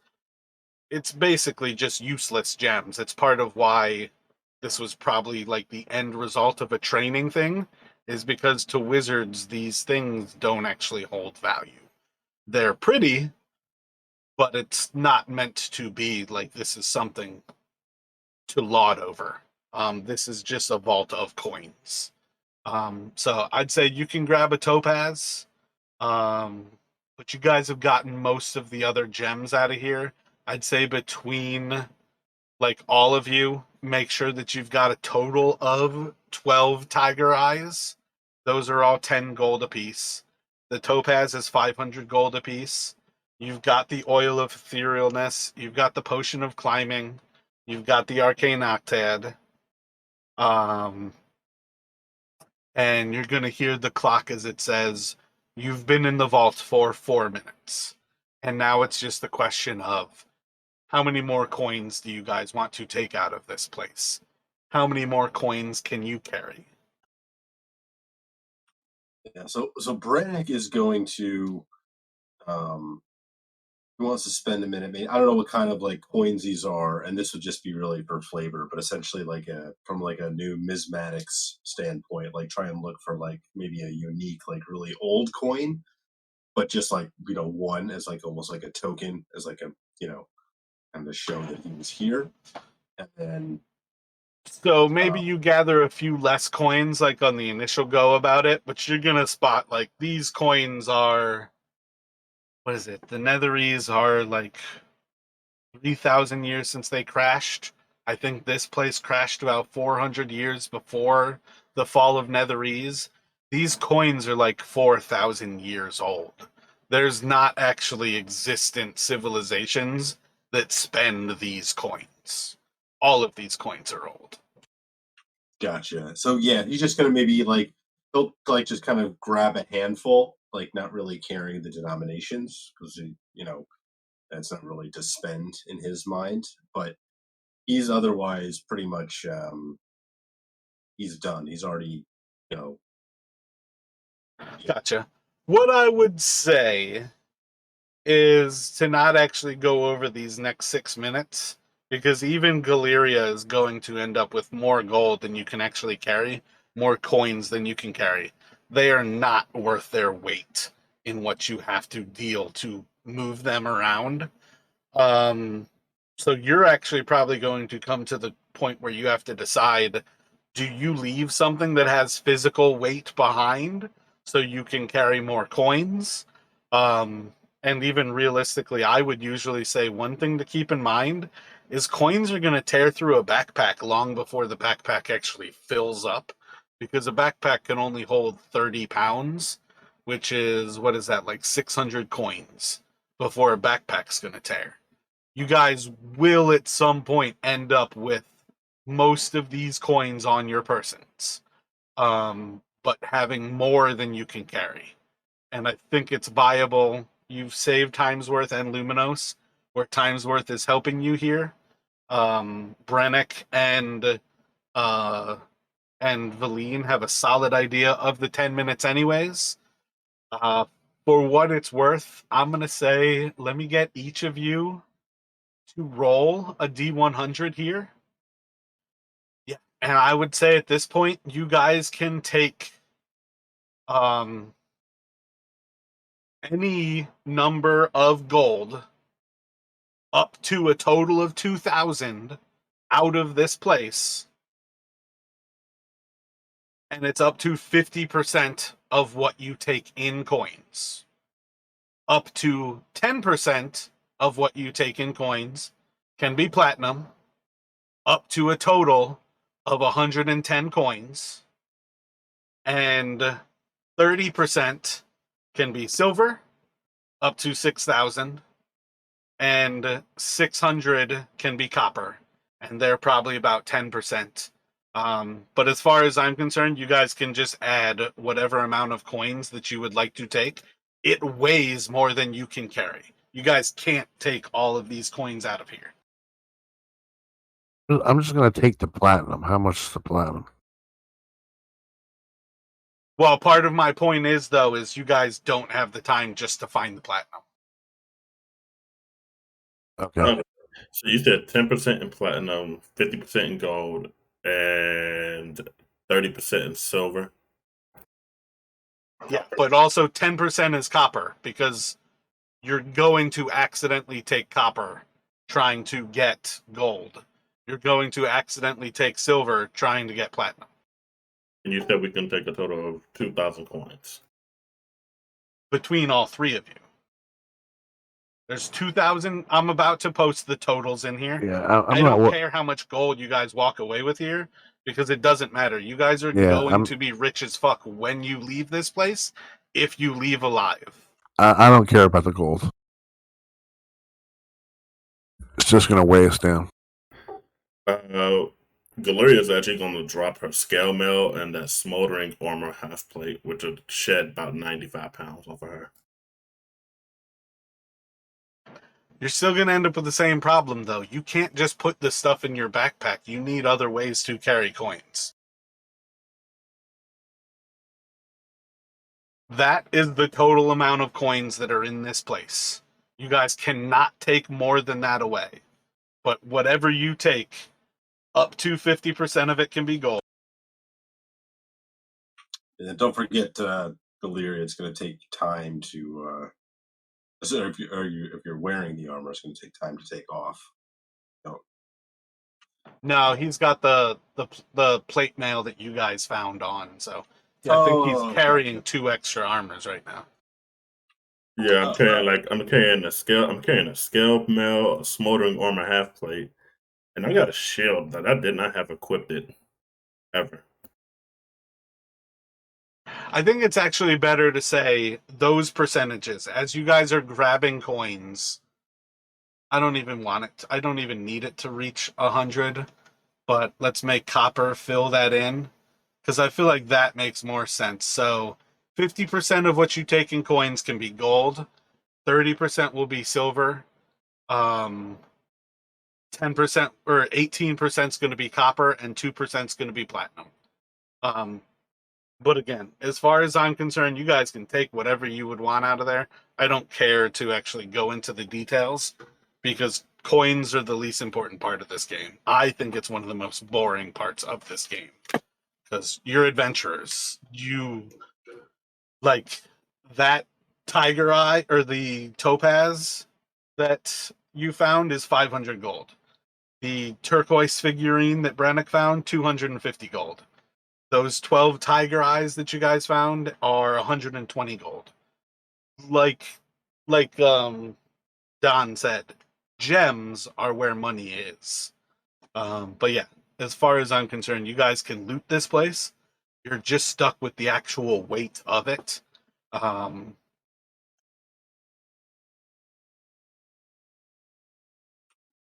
Don't forget, Galeria, we know that how to get in here. Like the Count of Monte Cristo, right? Once you find it, you don't have to take it all with you. It's not a precisely. That's true. That's true. And she kind of just fills coins through her hand. She's like, all right. And she kind of like stuffs like another 100 gold in her pocket, and she's like, let's come back later then. Also, I should probably make sure I give some of this to my deity later. I don't want them being pissed at me.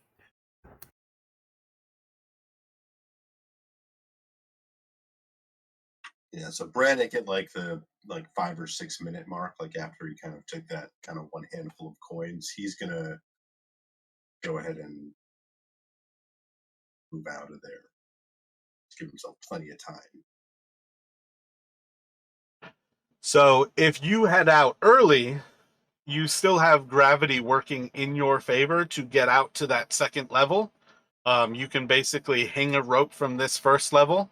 You could tie it to a column and just climb out normal. Or again, you can like loop it over, like I was saying, where it's just you're holding both ends of it and climb out. And then when you're ready, just let go of one end and pull the rope to release yourself. Oh, wait, you're going to have fly for over an hour here. So you're actually good. Yeah, but maybe he'll take some minutes to just make sure the rope, check the ropes and stuff for everyone else. Because because it took us, we weren't in the, we can't spend 10 minutes in the vault because if it's 10 minutes, it took us time to get into it. So that's why he just wants to be like extra sure we get out of there, take no risk, of having that thing fall back and trap people inside. Yeah, and you guys have Timesworth is still counting off the minutes. So there's going to be a point where Timesworth is like, you've been in the vault for 5 minutes. You've been in the vault for 6 minutes. You've been in the vault for 7 minutes. And that's where I think you guys would feel a little bit more rightly nervous. But at 9 minutes, I think, yeah, you're right to say you don't want to hear him say 10. Yeah. So, yeah, as far as I'm concerned, you guys can make your way out of here. We will pick up with this next week with you all. Probably effectively, we'll have you leaving the actual tower. But as far as I'm concerned, we're going to end it with you basically at the actual second level here. You can still kind of decide if you want to mess with that machine at all. And then potentially step out into the open-ish air of Yithrin again. But yeah, this tower is theoretically over with, at least for now. Yeah, I am curious about that machine. So, and we have the key now. So, second key. But yeah, see next week.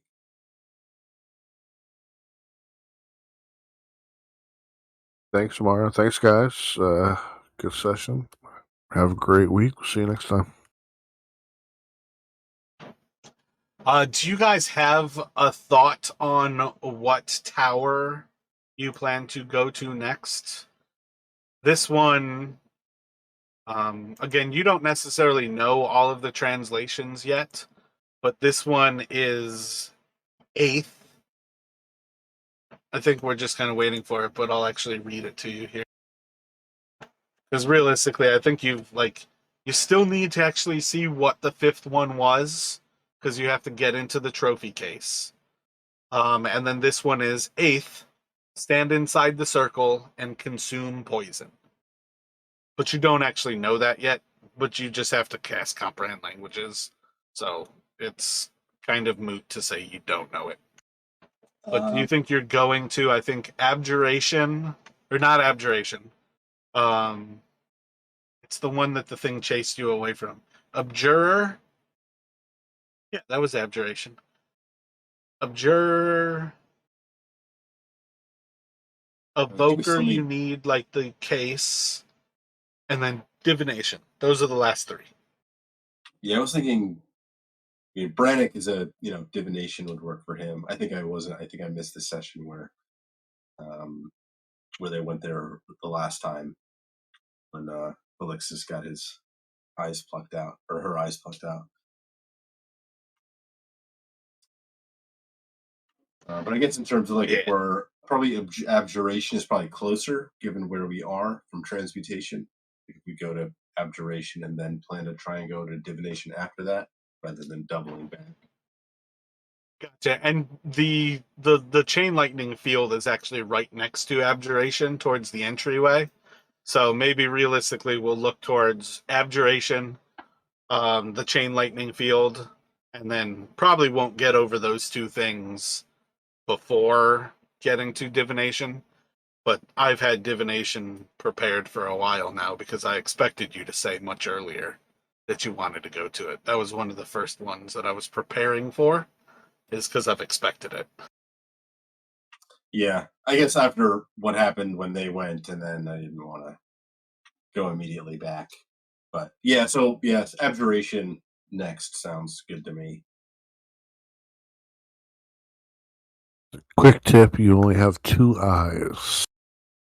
Thank you for joining Dice Never Lie this evening. Everybody have a wonderful night. We look forward to the next installment of The Rime of the Frost Maiden and the Order of the Storm's return to the city of Yithrin. Everybody be well. Is it Saturday yet?